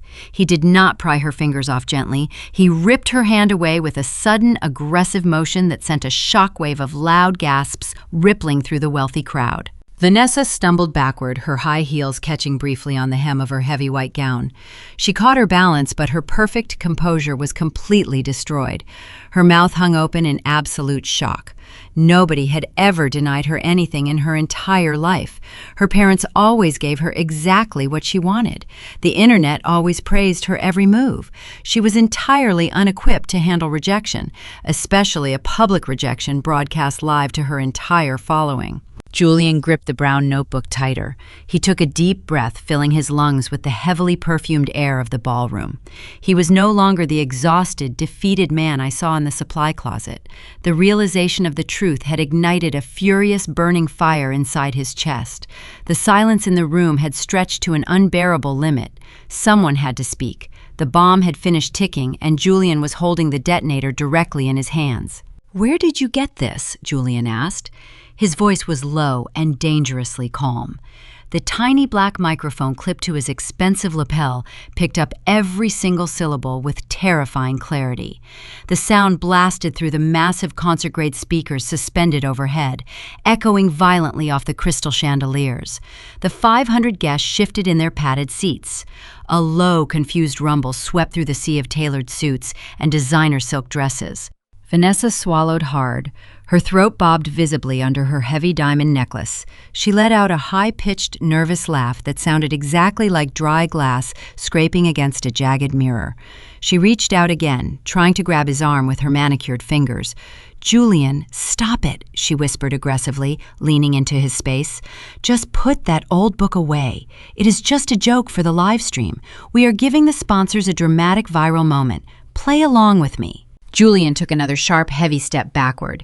He ripped his arm out of her grasp so violently that Vanessa stumbled on her tall white heels. Her heavy lace veil jerked, pulling her hair out of its perfect pinned arrangement. "A joke," he demanded, his voice rising in volume and raw intensity. "You told me she threw this away!" The nervous murmurs in the crowd instantly died. The grand ballroom fell into a terrifying heavy silence. You could hear the faint mechanical hum of the lighting rigs above. You sat on my couch 4 years ago and you told me Selena burned this exact notebook. Julian continued, holding the leather-bound journal higher for the entire crowd to see. You looked me dead in my eyes and you told me she laughed at the letters I wrote to her. You said she thought I was pathetic. Vanessa lost every drop of color in her cheeks. The heavy layers of professional bridal makeup suddenly looked like thick beige paint smeared on a pale corpse. She opened her mouth, but her lungs could not produce a single word. Her chest hitched in silent panic. I sat in the back row watching the brutal confrontation unfold. My chest physically ached as old wounds were ripped completely open. 4 years ago, I waited for Julian to reply to my final, desperate text message. I sat on my worn apartment floor, staring at my phone for weeks. I never knew he wrote me actual letters. I never knew he tried to reach out after our terrible argument. Vanessa had intercepted everything. She built a massive, impenetrable brick wall between us and then painted herself as the only available door. "Julian, please stop talking right now," Diane shrieked from the front row. My mother scrambled awkwardly to her feet. Her expensive champagne silk dress caught on the metal edge of her gold chair, but she did not care about the fabric tearing. She pointed frantically at the audio-visual technicians and the camera operators standing near the floral archway. "The cameras are rolling," Diane yelled, her voice completely devoid of its usual country club polish. "You are embarrassing this entire family, Julian. We have highly lucrative brand partners watching this feed live. Shut your mouth!" Julian slowly turned his head away from his trembling bride. He locked his furious dark eyes directly onto my mother. The sheer amount of righteous anger radiating from his rigid posture made Diane physically recoil, taking a step back into my father. "You knew," Julian said. His statement was no longer a question. It was a brutal, concrete fact, dropping like a heavy anvil onto the marble floor. "Both of you lied to me." Diane crossed her arms tightly over her chest, adopting a defensive stance. "I have absolutely no idea what you are rambling about, young man. You are clearly suffering from extreme pre-wedding jitters. Someone cut the audio feed, immediately." Nobody moved to cut the audio. The technician sitting directly next to me was completely frozen. He stared at the altar with his mouth hanging wide open, entirely captivated by the unscripted drama. "You told me Selena took a corporate marketing job in Europe," Julian said, taking a heavy, aggressive step down from the raised altar toward my mother. "You told me she wanted a clean break and absolutely never wanted to see my face again. You said she was moving on to better things." Diane lifted her chin, trying desperately to maintain her wealthy matriarch persona in front of her country club peers. "It was for the best, Julian. Selena was deeply confused back then. We were simply protecting everyone involved from unnecessary heartache." "Protecting everyone," Julian echoed, letting out a harsh, bitter laugh that sent chills down my spine. "Is that why you paid off my landlord, Diane? Is that how you protect people?" A collective loud gasp erupted violently from the VIP section. Wealthy corporate executives turned to look at each other in total shock. Several guests physically covered their mouths. I gripped the edge of my plastic folding table. Paid off his landlord. I leaned forward, my heart hammering violently against my ribs.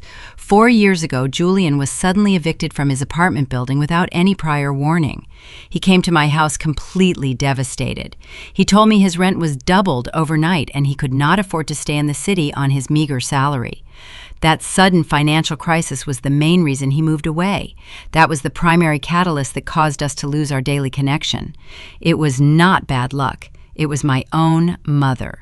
"You went to my building manager, Julian," shouted the suppressed anger, finally boiling completely over. "You offered him $5,000 cash to terminate my lease illegally. You made sure I had to leave town so I would never run into Selena again. You bought my eviction so your favorite golden daughter could swoop in and play the rescuing hero." The entire ballroom erupted into chaotic whispers and hushed arguments. The perfect, flawless image Diane had spent decades cultivating was burning to the ground right in front of her snobby friends. Her mouth opened and closed like a suffocating fish pulled onto dry land. She looked frantically around the room, realizing that her wealthy peers were currently judging her ruthless manipulation. William finally stood up from his front row seat. My father always avoided conflict at all costs, but the public humiliation was becoming too severe even for him to ignore. He buttoned his tailored suit jacket with trembling fingers and stepped in front of his wife, trying to act like a human shield. "Son, let us take this conversation to the back room right now," William said, holding his hands up in a weak, placating gesture. "We can resolve this unfortunate misunderstanding privately. Do not ruin this beautiful, expensive day." Julian looked at my father with pure, unadulterated pity. "I am not your son, William, and I am absolutely not going anywhere until the truth is completely exposed." Julian turned his broad back on my parents and marched right back up the short wooden steps to the floral altar. He stood directly in front of Vanessa. She was physically shrinking backward. The powerful, confident influencer who tormented me for years was entirely gone. She looked exactly like a terrified child caught stealing cash from a register. Julian reached into his left tuxedo pocket. He pulled out a piece of crisp white paper. It was folded neatly in half. I recognized the heavy cardstock paper instantly. It was the exact same sheet of paper I printed in the cramped staff quarters 2 days ago. It was the vow sheet Vanessa forced me to write under the vicious threat of destroying my independent bookshop and ruining my entire livelihood. Vanessa saw the paper and let out a small, pathetic whimper. "Please, Julian," she begged, reaching out with a violently shaking hand. "Please do not do this to me. Think of our followers." Julian ignored her pathetic pleading completely. He unfolded the white paper. He smoothed out the sharp creases with his thumb. He brought the black microphone much closer to his mouth. "This morning you handed me your custom wedding vows," Julian said, addressing both Vanessa and the 500 silent captive guests. "You told me you stayed up all night pouring your deepest soul into these words. You told me this speech was the ultimate proof of our profound connection." Julian looked down at the printed page. He took a deep breath, filling his lungs, and began to read aloud. "I spent years waiting in the cold shadows while someone else claimed the warm sunlight." Julian read his voice, steady and incredibly resonant. "But when I found you, standing in the freezing rain, holding that bright yellow umbrella, I finally realized I did not have to hide in the dark anymore." He stopped reading. He slowly lowered the piece of paper to his side. He turned his head and looked directly over the massive crowd. His eyes bypassed the wealthy sponsors, the panicked wedding planners, and the horrified family members sitting in the front rows. His gaze traveled all the way to the very last row and locked firmly onto me. I was still sitting next to the control desk, under the glare of the tracking spotlights. Hot tears were finally welling up in my eyes, blurring the sharp edges of the ballroom. Hearing him read my secret confession out loud was the most agonizing and simultaneously validating experience of my entire life. He knew. He finally understood every single thing I had hidden from him. Julian looked back at Vanessa. His face was a mask of cold, hard, indisputable truth. "She did not write this, did she?" Julian asked, gesturing toward the paper in his hand. Vanessa stammered violently. Her bottom lip trembled uncontrollably. She looked frantically at the rolling cameras, then at her frozen mother, and finally at the man she was desperately trying to trap in a fraudulent marriage. "I wrote it," she lied, her voice cracking terribly under the immense pressure. "I swear I wrote it, Julian. It is my brand. It is my personal story." Julian shook his head slowly, a look of absolute disgust settling over his features. "You never stood in the freezing rain with me, Vanessa. You do not even know what kind of coffee I drink in the morning. You stole this beautiful story just like you stole my letters." He held up the physical brown notebook in his right hand and the printed vow sheet in his left hand. The dark ink on the giant projector screen behind them glowed brightly, providing the ultimate, undeniable evidence of her completely fabricated life. "Tell the absolute truth," Julian demanded, leaning closer to her shrinking frame. "Who actually wrote these words?" Vanessa was completely trapped. The glamorous influencer mask she wore for a decade was rapidly melting off her face, exposing the ugly, manipulative core hiding underneath. She opened her mouth, but she had absolutely nowhere left to run. "I wrote them," I said. My voice was not particularly loud. I did not shout or scream. I simply spoke the honest truth. But inside that dead, silent ballroom, my words carried perfectly. The sound bounced off the massive crystal chandeliers and echoed directly down the long center aisle, reaching the floral altar with absolute clarity. Vanessa whipped her head toward the back row. Her perfectly styled hair swung wildly across her pale shoulders. "Shut up!" she screamed. Her voice cracked into a terrifying high-pitched shriek that completely shattered her elegant persona. "Just shut your mouth, Selena! You are ruining my entire life!" Julian looked down at the crisp white paper resting in his trembling hand. He dropped the printed vow sheet onto the wooden altar like the paper was completely engulfed in hot flames. He took a heavy, clumsy step backward, away from his bride. The horrible, devastating truth was finally washing over him in a massive tidal wave. Everything he thought he loved about the woman standing in front of him was actually a carefully constructed lie. The clever humor he admired, the deep emotional vulnerability, the specific cherished memories of standing in the freezing rain, none of those things belonged to the glamorous influencer. Every single beautiful moment was entirely stolen from the sister she relentlessly abused. He realized he fell deeply in love with a phantom. He had been tricked into giving his heart to a ghost, and the real woman, the actual author of his happiness, was sitting 50 feet away wearing a simple navy blue dress. Vanessa always prioritized her public image over genuine human connection. When we were teenagers, our grandmother passed away unexpectedly. Vanessa did not shed a single tear at the funeral service. She complained loudly to our mother that the black mourning dress made her look washed out in family photographs. She only cared about the visual aesthetic. People were simply disposable props meant to decorate her stage. Julian had just discovered he was the main prop in her elaborate theatrical production. Vanessa realized the pristine image she spent a decade building was slipping away permanently. The panic took complete control of her body. She dropped heavily onto her bare knees right on the polished hardwood floor. The expensive custom lace of her designer gown snagged and tore against a rogue wooden splinter, but she did not even flinch. She reached out and grabbed the dark fabric of Julian tailored trousers, pulling desperately at his legs. "Please, Julian," she sobbed loudly. Dark, expensive mascara ran rapidly down her cheeks in thick, ugly streaks, completely ruining her flawless bridal makeup. "Do not do this to me right now. Just say I do. Just pretend for the cameras today. We have a massive brand deal riding on this exact ceremony. The bridal magazine exclusive pays $50,000. The entire ballroom recoiled in absolute, unfiltered horror. The collective gasp from the 500 wealthy guests was completely deafening. She did not beg him to stay because she loved him. She did not apologize for her vicious campaign of lies. She did not show an ounce of remorse for destroying my life or breaking his heart. She begged him to stay for a corporate sponsorship. She completely exposed her true sickening priorities to a room full of horrified witnesses. The wealthy executives sitting in the VIP section started shaking their heads in sheer disgust. A woman wearing a heavy diamond necklace leaned over and whispered harshly to her husband, instructing him to get the valet car ready immediately. The beautiful illusion was completely shattered into a million jagged pieces.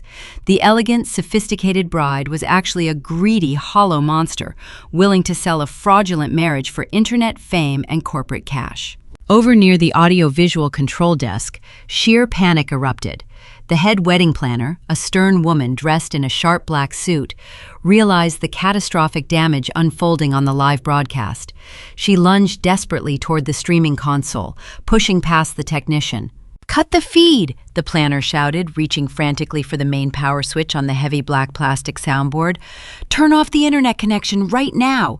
We are breaching the sponsorship contracts! We are losing the brand partners!"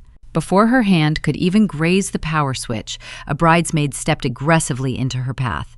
It was the exact same bridesmaid who had deliberately spilled industrial bleach on my gray dress earlier that morning.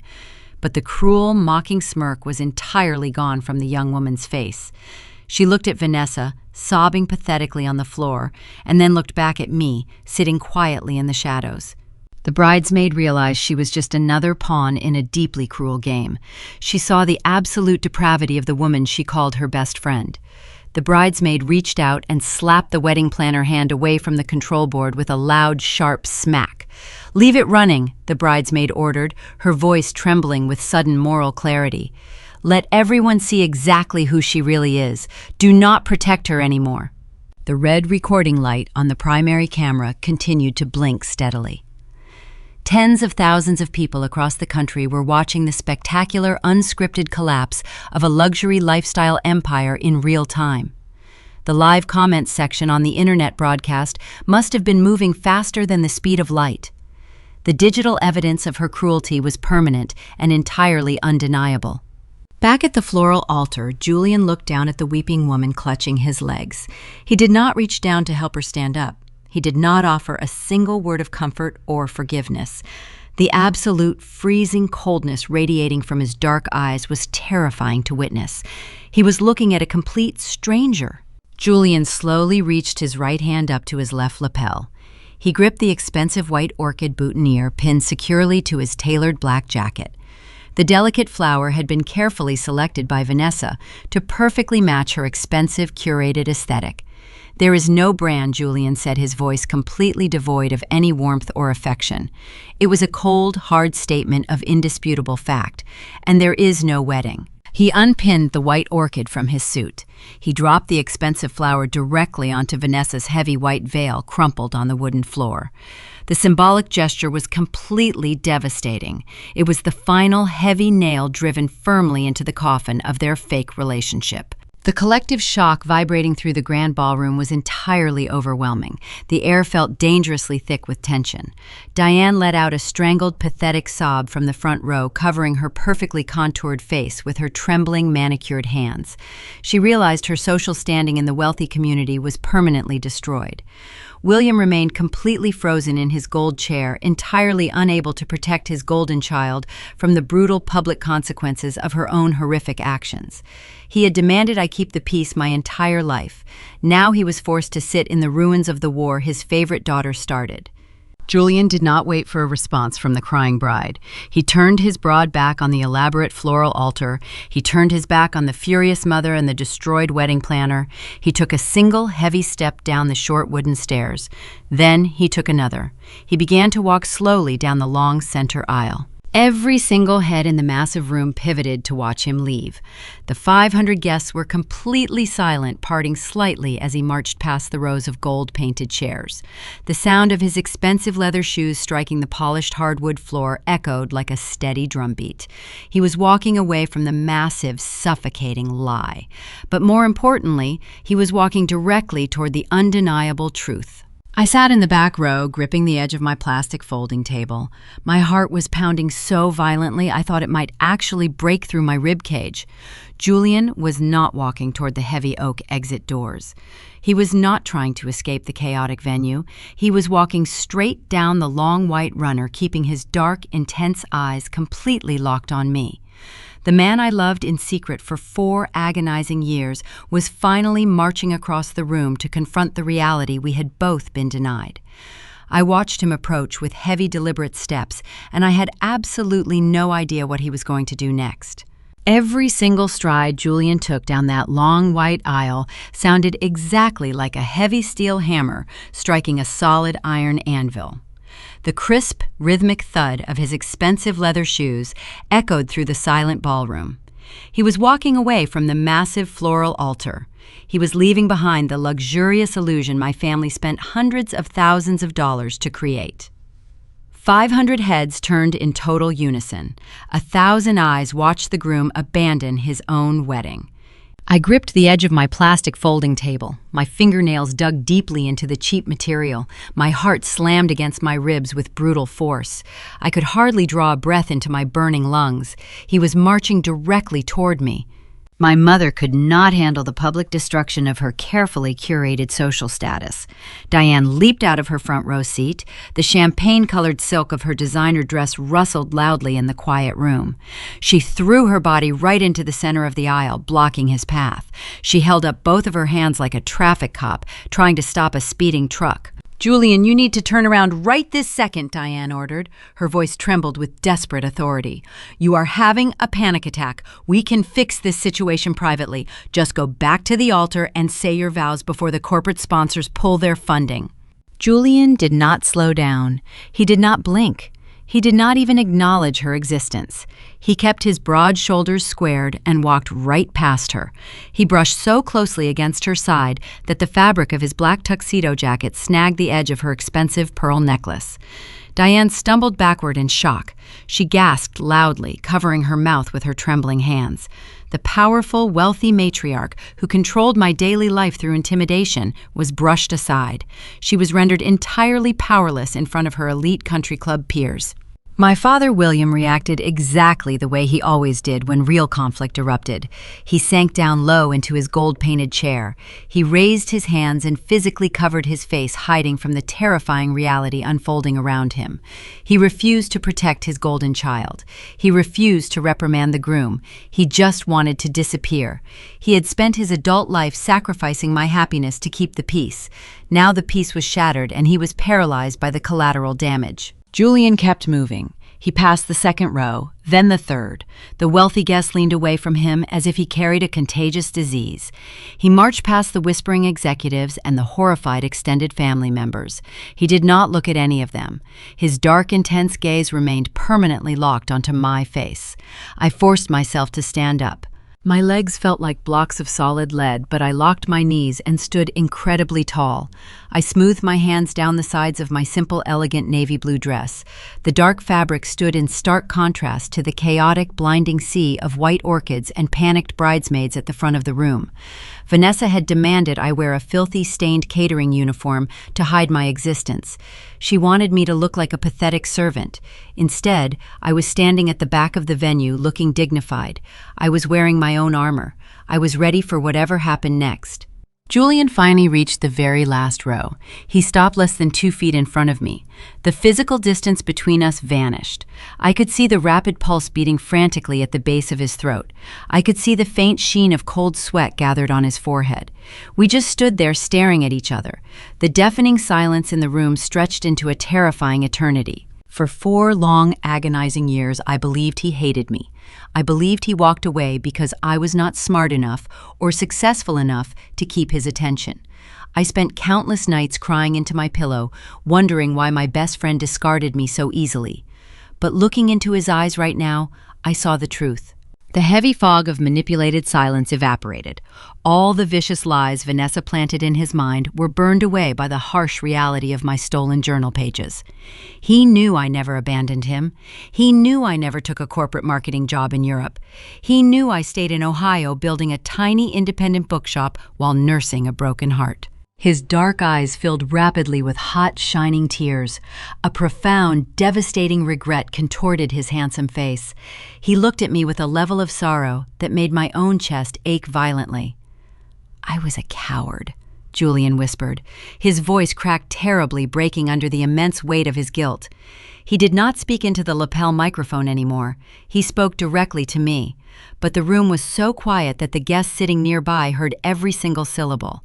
"I believed the loudest voice in the room instead of the truest one," Julian said. A single tear escaped his eye and rolled slowly down his cheek. "I let them convince me you walked away. I should have fought for you, Selena. I should have knocked on your door and demanded the truth. I let my own hurt pride blind me. I am so incredibly sorry." Hearing those words felt like a massive, heavy boulder being lifted off my spine. He was taking full accountability. He was not blaming Vanessa entirely. He was acknowledging his own terrible failure to trust our bond. The sheer honesty in his voice was devastating. Before I could even open my mouth to respond, a terrifying guttural sound ripped through the venue. It was not a cry of sadness. It was a raw, unhinged scream of pure animalistic rage. I looked past Julian's shoulder toward the floral altar. Vanessa was having a psychological collapse. The realization that Julian was actively apologizing to the sister she despised pushed her over the edge of sanity. Her glamorous influencer mask was destroyed. She grabbed her expensive bouquet of white orchids and hurled it violently across the room. The heavy arrangement flew through the air and smashed directly into the lens of the primary live stream camera. The glass filter cracked loudly. White flower petals and green stems rained down onto the polished floor. "I hate you!" Vanessa shrieked, pointing a shaking manicured finger toward the back of the room. "I hate both of you. You ruined my brand. You ruined my life, Selena. You are nothing." She dropped to her knees, pulling frantically at her own hair. Several bridesmaids backed away from her in fear. The corporate sponsors practically sprinted toward the main exit doors, desperate to escape the disastrous public relations nightmare. Tens of thousands of online followers were watching their favorite bridal guru throw a violent, destructive temper tantrum on live television. Her lucrative career was evaporating right in front of her eyes.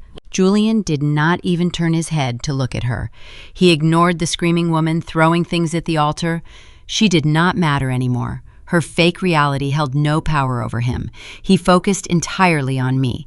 He took a deep, shaky breath.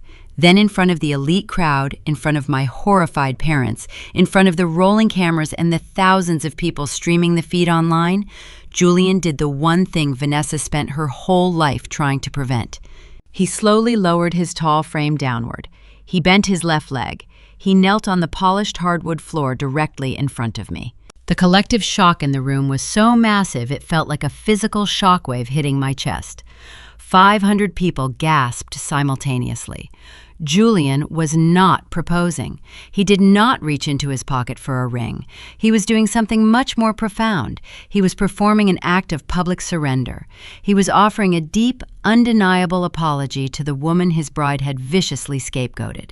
By dropping to one knee, he reversed the power dynamic of my entire existence. My family always demanded I bow down to Vanessa. They demanded I act like a servant. Now the man they selected to be her perfect trophy husband was kneeling at my feet. I looked down at Julian. He kept his head bowed slightly, offering me total respect. He held my worn brown notebook tightly in his hands, clutching it like a sacred lifeline. The sheer magnitude of the moment paralyzed me. I had dreamed of clearing my name for years, but I never imagined a vindication this absolute and undeniable. The chaotic sounds of the ruined wedding swirled around us. Vanessa continued to scream unhinged threats from the front of the room. Diane desperately yelled at the valets to bring the cars. But standing there, looking at the man kneeling in front of my plain navy dress, I realized the battle was already won. The false empire was burning to the ground. The lies were exposed, the corporate sponsors were gone. But as the adrenaline slowly started to fade from my system, a new terrifying conflict began to rise in my mind. Julian had finally realized the truth. He had publicly humiliated my abusers. But did a grand public gesture automatically erase 4 years of devastating abandonment? I stared at his bowed head, realizing that exposing the villain was only the first step. Deciding what to do with the man who fell for her trap was going to be the hardest choice of my entire life. The visual impact of the groom dropping to his knees sent a staggering physical shockwave through the grand ballroom. 500 guests froze in their seats. Nobody breathed. I looked down at Julian resting on the polished hardwood floor. His tailored black tuxedo contrasted sharply against the bright white runner. He was not reaching into his pocket for a diamond ring. He was not looking up at me with the hopeful eyes of a man proposing marriage. This was not a romantic gesture meant to sweep me off my feet. It was an act of total public surrender. It was the ultimate, undeniable apology. Julian held up the battered brown notebook. His large hands gripped the worn leather cover tightly. He looked up at my face, and the profound sorrow in his dark eyes made my throat ache. "I am not asking you to take me back, Selena," he said. His voice was incredibly thick, choking on the heavy emotion threatening to break him. "I know I lost the right to ask for your heart a long time ago. I am kneeling right now to give you back the respect your family spent your entire life stealing." Those words hit me with the force of a hurricane. For 29 years, my parents conditioned me to believe I was invisible. They trained me to stand in the dark shadows so my older sister could soak up all the warm sunlight. When we were children, my mother would literally push me out of the frame during family portraits. They made me feel like my only purpose on this earth was to serve as a stepping stone for Vanessa. But right now, in front of the most elite crowd in the state, the man they chose to elevate their golden child was bowing his head to the scapegoat. The dead silence in the room finally broke. It did not end with polite clapping or confused murmurs. It shattered into loud, aggressive whispers erupting from every single corner of the venue. The guests were no longer confused. The truth had fully set in. Several people sitting in the third row abruptly stood up from their gold-painted chairs. They did not look at me with pity. They turned their heads and glared directly at Vanessa with unfiltered disgust. The wealthy corporate sponsors seated in the VIP section realized they were currently attached to a massive public relations disaster. A woman wearing a sharp gray suit grabbed her cell phone and began dialing frantically. "Cancel the bridal magazine feature right now," she barked into her phone, walking swiftly down the side aisle toward the exit doors. "Pull the sponsorship contract immediately. She is a liability. Get our brand logo off her website today." Other executives quickly followed her lead. The exodus began. Important, influential guests started gathering their expensive coats and walking out of the Oak Ridge Country Club. They wanted nothing to do with a woman who would publicly humiliate her own flesh and blood for internet engagement. The grand illusion was rapidly burning to the ground. The tens of thousands of viewers watching the live stream were undoubtedly leaving brutal comments, destroying her digital empire in real time. Vanessa realized her fame and fortune were walking right out the heavy oak doors. She snapped. The final shred of her sanity evaporated. She let out another unhinged shriek and began sprinting down the long center aisle. She was no longer a graceful bride. She looked exactly like a feral animal charging toward its prey. She ran so fast that the heavy cathedral veil dragged awkwardly behind her. The delicate custom lace of her expensive designer gown caught sharply on the metal leg of a guest chair. The fabric tore with a loud, violent ripping sound. A massive chunk of the expensive skirt shredded, leaving jagged threads dragging on the floor. Vanessa did not stop. She did not even flinch. She kept sprinting directly toward me. Her manicured hands were curled into tight, vicious claws. Her blue eyes were wide and frantic, brimming with pure venom. She wanted to physically attack me. She blamed me for the destruction of her fraudulent life. She lunged forward, aiming her hands right at my face, but before her fingers could even graze my skin, a tall, solid wall of black fabric stepped directly into her path. Julian moved with terrifying speed. He stood up from his kneeling position and placed his large, broad frame squarely between me and my furious sister. He reached out and caught Vanessa by her upper arms, stopping her violent momentum instantly. He pushed her backward, forcing her to stumble on her tall, white heels. "Do not you ever touch her again," Julian snarled. The raw, protective anger vibrating in his deep voice echoed loudly through the back of the ballroom. His jaw was clenched so tightly that a heavy muscle ticked near his ear. "If you take one more step towards Selena, I will personally call the police and have you arrested for assault." Vanessa recoils in shock. Nobody had ever spoken to her like that. Men usually bent over backward to accommodate her demands. Now the groom she tried to manipulate was actively threatening her with law enforcement to protect the sister she deemed worthless. She stood there breathing heavily, staring at his broad back, her ruined dress pooling tragically around her ankles. Before Julian could step away, the rapid clicking sound of high heels echoed down the aisle. Diane was charging toward us. My mother pushed her way past a group of fleeing guests. Her perfectly styled hair was messy, and her expensive champagne-soaked dress looked rumpled. Her face was bright red with sheer panic and burning rage. "You planned this?" Diane screamed, pointing a shaking, trembling finger right at my chest. "You plotted this entire spectacle to ruin us, Selena? You purposely dropped that stupid notebook where Julian would find it. You always were a jealous, bitter little girl. You just destroyed your sister's special day because you are miserable." For my entire life, that specific tone of voice would make me shrink. Whenever Diane yelled at me, I would automatically lower my head, apologize, and beg for her forgiveness. I used to be terrified of her anger because she held all the financial and emotional power in our household. Just 2 days ago, she used that exact same power to force me to write those fake vows. She used my beloved bookshop as a heavy chain around my neck. But standing there in my simple navy dress, listening to her ridiculous accusations, I felt something entirely new. I did not feel fear. I did not feel an ounce of guilt. A wave of profound, cold clarity washed over my entire body. The heavy, invisible chains they used to control me vanished. They had zero leverage left. The worst thing they could possibly do to me had already happened, and I survived it. I stepped out from behind Julian. I stood tall, pulling my shoulders back, and looked my mother dead in the eyes. I felt a supreme sense of calm settle deep into my bones. "I did not ruin anything, Mom," I said. My voice was incredibly steady, cutting through her frantic, hysterical energy like a sharp steel blade. "I did not force Vanessa to steal my stories. I did not force you to lie to Julian 4 years ago. I did not force you to put my private pain on a 20-foot screen. You did all of that on your own." Diane opened her mouth to argue, but no sound came out.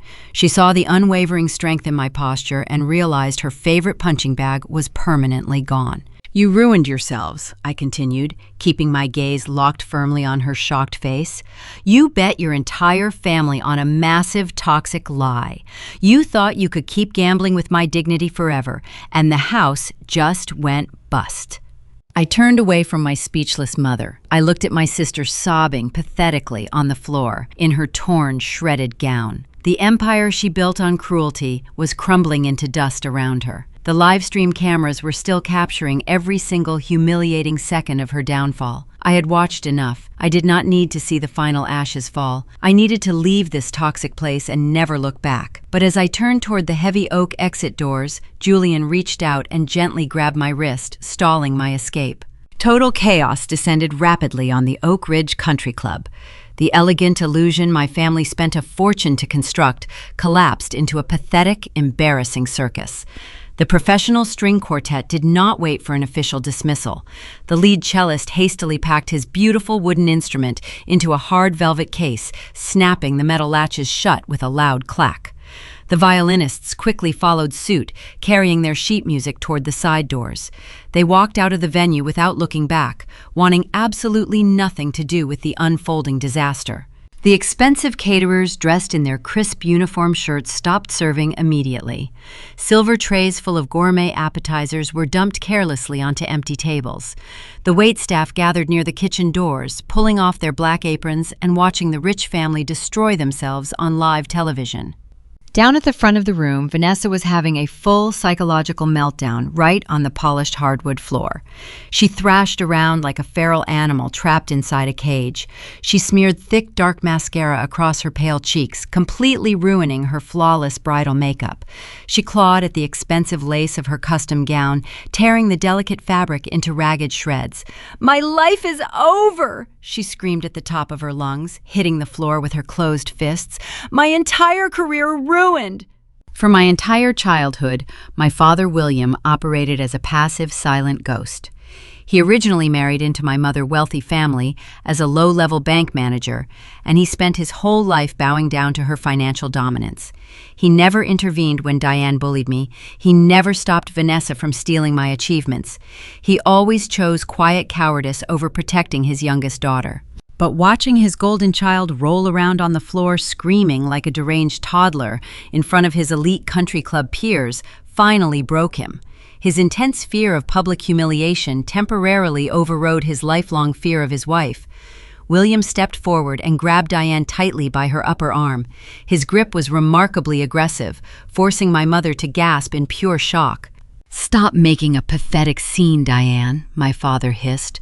His voice echoed with a rare, terrifying authority that made several nearby guests freeze in their tracks. "You have done enough terrible damage for one lifetime.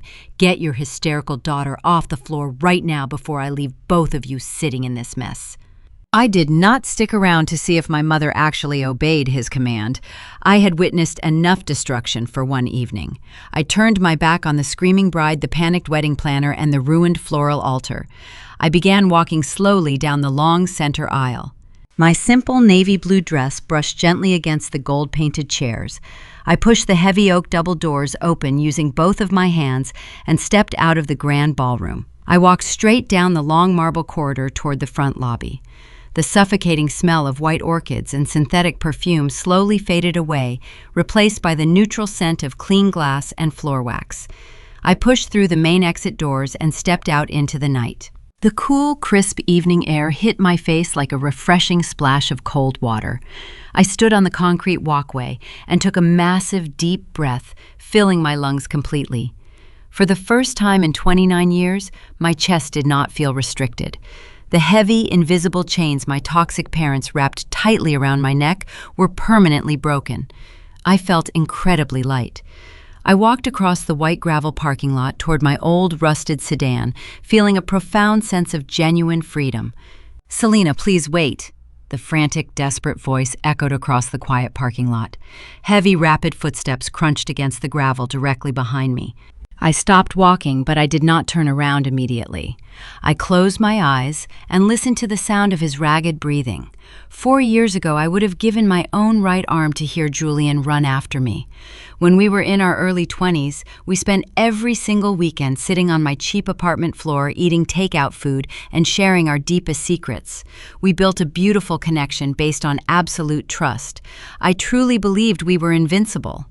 But the man standing behind me right now was the exact same man who let a few vicious lies shatter that invincible bond into pieces.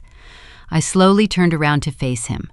Julian was standing just a few feet away, illuminated by the harsh yellow glow of a tall street lamp. His black tuxedo jacket was unbuttoned and hanging loosely from his broad shoulders. He looked incredibly desperate. His dark eyes searched my face, pleading for a shred of mercy. He took a quick, heavy step forward and reached his right hand out, trying to grab my fingers. I instinctively pulled my arm back. I folded my hands tightly across my chest, creating a solid physical barricade between us. My body language sent a very clear, undeniable message. He was not allowed to touch me. Julian dropped his empty hand awkwardly to his side. He swallowed hard, his throat bobbing with raw emotion. "We can fix this, Selena," he said, rushing his words together in a frantic, desperate stream. "I know the actual truth now. I know she stole your personal stories. I know your mother paid off my terrible landlord to force my eviction. I know you never stopped caring about me. We can start over right this second. I promise I will make it right." He took a deep, shaky breath, stepping marginally closer. "I have a lot of money saved up from my consulting business," Julian continued, his voice growing louder with desperate hope. "I can write you a massive check tonight. I can pay off your horrible landlord and secure your commercial lease. I can save your independent bookshop. We can pack up your things and leave this toxic town together tomorrow morning. Just say yes. Let me fix the massive mistake I made." He was offering me a perfect American fairy tale ending. He was offering immediate financial security and a romantic rescue. He was operating on the classic societal logic that cash and a grand gesture could instantly repair years of agonizing emotional damage. Any woman facing an impending eviction and total bankruptcy would probably jump into his arms crying tears of profound joy. I looked at his handsome face. I felt a deep, warm sense of absolute validation washing over my soul. I was right all along. I was not crazy. I was worthy of being loved. My sister had to steal my personality just to get a man to stand at the altar with her. Hearing Julian beg for my forgiveness proved that I was the real prize. But right next to that warm validation, a cold, hard, protective boundary rose firmly inside my chest. It felt like a thick steel wall slamming down over my heart. I looked at the man I deeply loved. He was terribly manipulated by professional liars. My mother and sister executed a flawless campaign of brutal deception. But Julian still made a choice. 4 years ago, he received a few text messages claiming I hated him. Instead of driving his car to my tiny apartment, knocking loudly on my front door, and demanding to look directly into my eyes, he packed his bags and ran away. He believed the loudest voice in the room, without ever demanding to hear my side of the story. He did not fight for me. He abandoned our powerful connection at the very first sign of serious trouble. If I accepted his money tonight, I would be trading one financial prison for another. My mother used her wealth to control my behavior and force my compliance. If Julian paid my rent, he would become my savior. My beloved independent bookshop would no longer belong solely to me. It would belong to the man who bought my forgiveness. I refused to owe my survival to anyone else ever again. I took a deliberate, heavy step backward. The sharp heels of my shoes crushed the white gravel underneath my feet. "I am not a charity case, Julian," I said, my voice incredibly calm and perfectly steady. "I do not want your money." His face fell completely. The frantic hope vanished from his dark eyes, replaced by a profound, terrifying realization. "But I love you," he whispered, his voice breaking on the final word. "I know you do," I replied, feeling a strange sense of absolute peace. "But love is not just about believing the good things. It is about demanding the truth when things go wrong. You let them put me to sleep for 4 years, Julian. You walked away without ever asking me for the truth. I am no longer the terrified little girl who waits silently in the dark shadows hoping someone will eventually choose her. I choose myself." I turned my back on the groom. I walked toward the driver's side door of my old rusted sedan, leaving him standing completely alone under the harsh yellow street lamp. The crisp evening wind blew past us, carrying the faint sound of sirens approaching the country club in the distance. The reckoning was finally over, but my brand new life was just beginning. "Julian, I am glad you woke up," I said softly, but incredibly firmly. I looked at his handsome face, illuminated by the harsh yellow street lamp in the quiet parking lot. "But you still let them put me to sleep for 4 long, agonizing years." His dark eyes widened in shock. He opened his mouth to argue, but the profound guilt kept him profoundly silent. "An apology is a starting point, Julian I," continued my voice steady in the cool evening breeze. "It is not a magical time machine. You cannot just erase the past because you finally realized you made a terrible mistake. You chose to believe a malicious lie instead of believing me. I refuse to jump right back into your arms just because you finally see the true reality of the situation." I turned around and grabbed the cold metal door handle of my old rusted sedan. I pulled the heavy door open and slid onto the worn fabric driver's seat. I inserted my key into the ignition, and the engine roared to life with a loud, clunky sputter. I did not roll down the window. I put the car into drive and pressed my foot firmly onto the gas pedal. I drove out of the Oak Ridge Country Club parking lot. I glanced up at my rearview mirror one single time. Julian was still standing perfectly still under the glowing street lamp, holding my brown leather notebook. He watched my red taillights disappear into the dark night. I did not shed a single tear. I felt a crushing weight lift entirely off my tired shoulders. Over the next 48 hours, the internet erupted with absolute ferocious rage. The live-streamed clip of the disastrous wedding ceremony did not just go viral, it became a digital wildfire. An anonymous guest recorded the exact moment Vanessa displayed my private journal on the giant projector screen. They captured Julian pulling out the physical notebook and reading my stolen words out loud to the horrified crowd. The video was shared across every single major social media platform millions of times before Sunday morning. I sat in my quiet apartment sipping black coffee and watching my sister experience the brutal reality of public accountability. Her follower count plummeted at a terrifying speed. She lost over 300,000 subscribers in less than 2 days.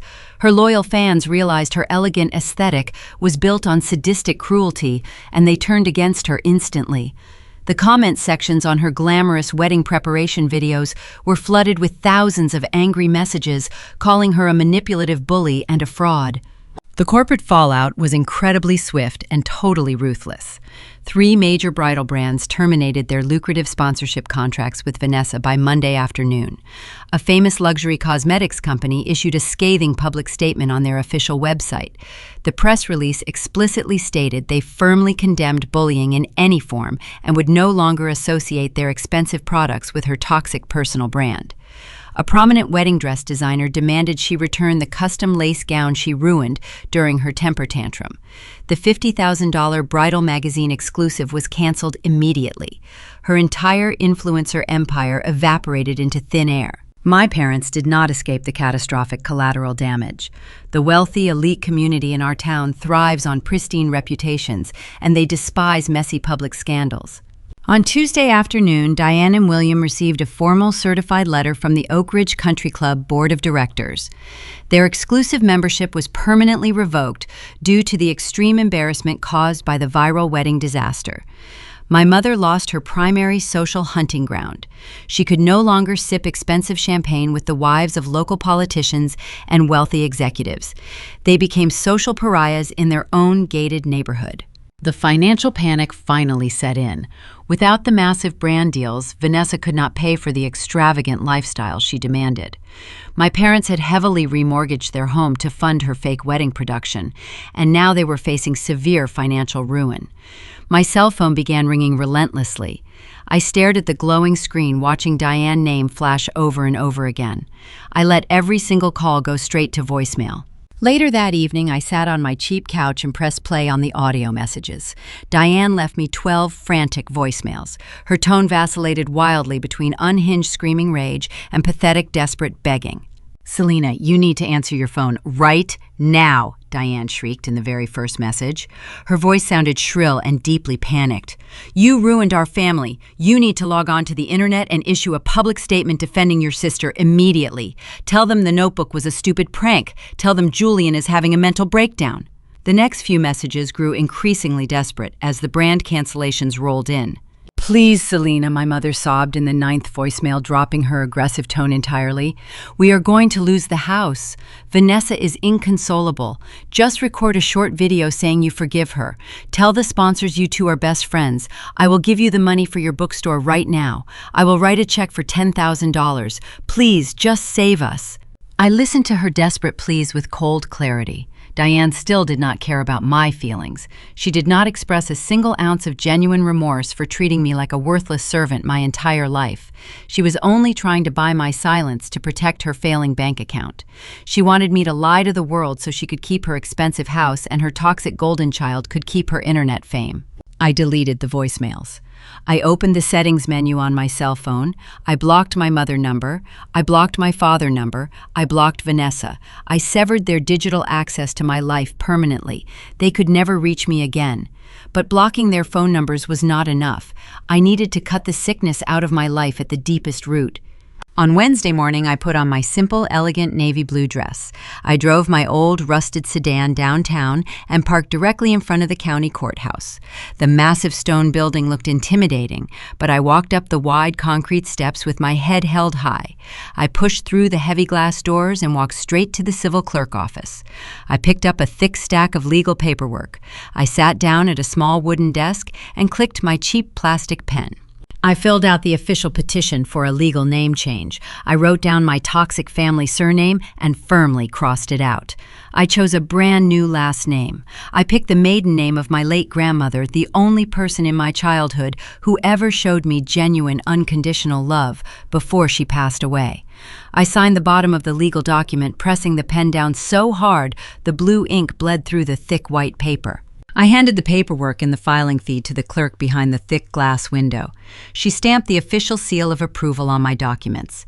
It was simple. With a few strokes of a pen and a quiet court order, I legally severed my final tie to the family tree that tried to strangle me for 29 years. I walked out of the courthouse and stepped into the bright, warm afternoon sunlight.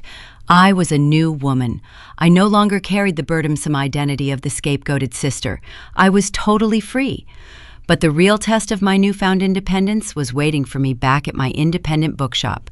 I had to face the reality of my looming eviction notice, and I had to figure out exactly how to rebuild my sanctuary without accepting a single dime of dirty money. My new life was officially starting, but the ultimate challenge was just pulling up to the curb. 6 months passed. The harsh, bitter winter melted away completely, and a warm, bright spring breathed brand new life into the state of Ohio. I stood behind the solid oak counter of my independent bookshop, holding a barcode scanner in my right hand. The brass bell above the front door jingled loudly. A steady stream of cheerful customers walked inside, shaking the light afternoon rain off their umbrellas. I did not lose my sanctuary. I never took a single penny of Diane's dirty money. When I drove away from the courthouse 6 months ago with my brand new legal last name, I had exactly 2 weeks left before my commercial landlord legally padlocked my doors. I was fully prepared to pack my inventory into cardboard boxes and start over from scratch in a cheaper town. I was entirely ready to lose everything except my dignity. But I severely underestimated the absolute power of the internet and the inherent goodness of ordinary people. The viral video of the wedding disaster did not just destroy Vanessa. It introduced the entire world to the woman in the navy blue dress sitting quietly in the back row. Millions of people watched me endure horrific public abuse without shedding a single tear. They watched me maintain absolute grace under the most vicious fire imaginable. They saw a woman who refused to break when her entire world was designed to crush her. A prominent local news station in Columbus reached out to me 3 days after the disastrous ceremony. The lead anchor drove down to my bookshop, wanting an exclusive on-camera interview. They wanted me to drag my sister through the mud. They offered me a massive public platform to spill all the dirty, toxic family secrets and capitalize on the massive drama. I sat in front of their professional cameras and I flatly declined. I did not insult Vanessa. I did not yell about Diane or William. I simply stated that I loved my quiet life. I told the reporter that I poured my entire heart into running my small independent bookshop and I was completely focused on saving my business. I kept my head high and I refused to play the role of the angry victim. That short televised interview changed the trajectory of my entire life. The people of Ohio rallied behind me with a fierce, undeniable loyalty. The morning after the news segment aired, a line of customers stretched all the way down the city block before I even unlocked my front doors. People drove from Cleveland, Cincinnati, and Toledo just to buy a paperback novel and shake my hand. The local community decided they were not going to let a hardworking, independent woman lose her livelihood to a cruel, wealthy family. They bought books they did not even need just to support my lease. My sales skyrocketed by 400% in a single week. I paid my back rent in full by Friday afternoon. I signed a brand new 5-year commercial lease the very next Monday. I secured my future with my own 2 hands and the incredible support of strangers who saw my true value. The shop was absolutely thriving now. I used the massive surge in revenue to expand my square footage. I knocked down a drywall partition in the back and built a massive dedicated graphic novel section that brought in hundreds of new younger customers. I hired 2 full-time employees. A bright young college student named Emily ran the cash register with an infectious smile. A retired librarian named Thomas managed the inventory ordering with meticulous care. I was no longer a terrified girl struggling to keep the lights on. I was a successful, respected business owner running a beloved community staple. And I did it all entirely on my own. I never unblocked my parents. I never checked my sister's social media pages. They were completely erased from my daily reality. I heard through the local grapevine that they sold their massive country club estate and moved to a smaller condo in a different county to escape the lingering public shame. I did not feel an ounce of pity. They earned their heavy consequences. They gambled their entire family dynamic on a twisted lie, and they lost absolutely everything. It was a quiet, rainy Tuesday afternoon. Thomas was in the back room unpacking a fresh delivery of hardcover mysteries. Emily was organizing the front display window, stacking the latest bestsellers in a beautiful pyramid. I was wiping down the checkout counter with a damp cloth, enjoying the peaceful rhythm of the rain tapping heavily against the front glass windows. The brass bell above the door jingled sharply. I looked up, expecting to see a regular customer looking to escape the sudden downpour. Julian walked through the door. My hand paused completely on the wooden counter.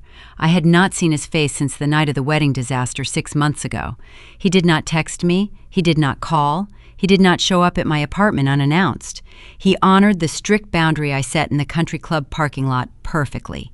He gave me the space I demanded. He looked entirely different. The hollow, exhausted Groom trapped in a toxic nightmare was completely gone. He looked healthy. His skin had its warm color back. His dark hair was slightly damp from the rain, shaking drops of water onto the shoulders of his simple, casual gray sweater. He looked grounded, steady, and incredibly peaceful. He did not rush toward the counter. He did not pull out a checkbook or offer a grand, dramatic apology. He simply wiped his wet shoes on the heavy welcome mat and offered me a small, polite nod. "Hello, Selena," he said, his deep voice carrying easily over the sound of the rain. "Hello, Julian," I replied, keeping my tone perfectly neutral but not unkind. He held a paper cup in his right hand. A cardboard sleeve protected his fingers from the hot liquid. He walked slowly toward the counter and gently set the cup down right next to my barcode scanner. The rich, sharp scent of dark roast espresso and cinnamon filled the air between us. It was my exact favorite coffee order from the small cafe down the street. The exact same order we used to drink at the bus stop in Columbus all those years ago. "I brought peace offerings," he said, offering a small, genuinely warm smile, "and I am hoping to buy a book today. Do you mind if I browse the aisles for a few minutes?" He was not demanding my attention. He was not begging for a second chance. He was simply asking for permission to occupy a tiny corner of my space. He was asking to be a patron in the sanctuary I built. "Take your time," I said, picking up the warm coffee cup, allowing the heat to sink into my palms. "Let me know if you need help finding anything specific." Julian nodded respectfully. He turned around and walked slowly toward the back aisles, browsing the tall wooden shelves with genuine interest. I watched him run his fingers over the spines of the thick hardcover books. He gave Thomas a polite wave as the older man walked past him, holding a box of inventory. He was earning his way back into my life one tiny inch at a time. He understood that my trust was not something he could purchase with a grand gesture or a massive check. It was a heavy, delicate stone structure that had to be rebuilt brick by brick through consistent, quiet respect. He was perfectly willing to do the hard, unglamorous work required to prove he was a changed man. 10 minutes later, he walked back to the front counter holding a thick historical biography about the Industrial Revolution. He placed it softly on the polished wood. I scanned the barcode and told him the total price. He handed me a crisp $20 bill. Our fingers brushed very briefly as I handed him his paper receipt. "Thank you, Selena," he said, taking the bagged book and his change. "The store looks incredibly beautiful. You built something truly amazing here. You should be very proud of yourself." "I am very proud," I replied, looking directly into his dark eyes. I did not shrink away. I held his gaze with absolute, unwavering confidence. He smiled again, a real smile that reached all the way to the corners of his eyes, crinkling the skin slightly. "Have a great afternoon," he said, his voice soft and genuine. "I will see you around." He turned and walked out the front door, stepping back out into the steady afternoon rain. He did not look back, demanding reassurance. He simply walked down the wet sidewalk, blending seamlessly into the city crowd passing by the storefront. I stood behind the solid oak counter, taking a slow sip of the hot, perfect espresso. The warm liquid flooded my chest, carrying the sharp, comforting taste of cinnamon. I watched him disappear around the corner, and for the very first time in my entire life, I did not feel an agonizing, desperate need to chase him. I did not feel the terrifying panic of abandonment. I did not know if Julian and I would ever end up together. I did not know if we would slowly become close friends, or if we would eventually build a brand new romantic relationship built on actual truth instead of manipulated lies. And honestly, for the first time in 29 years, I did not care. My ultimate happiness was no longer tied to his decisions. My fundamental worth was no longer dependent on a man choosing me over someone else. I did not need a handsome groom or a luxury wedding to validate my existence. I survived the absolute worst abuse my family could inflict, and I came out stronger on the other side.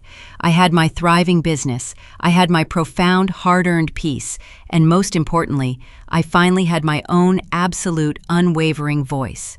I set the empty coffee cup down on the counter next to the cash register. I reached under the wooden desk and pulled out a brand new notebook.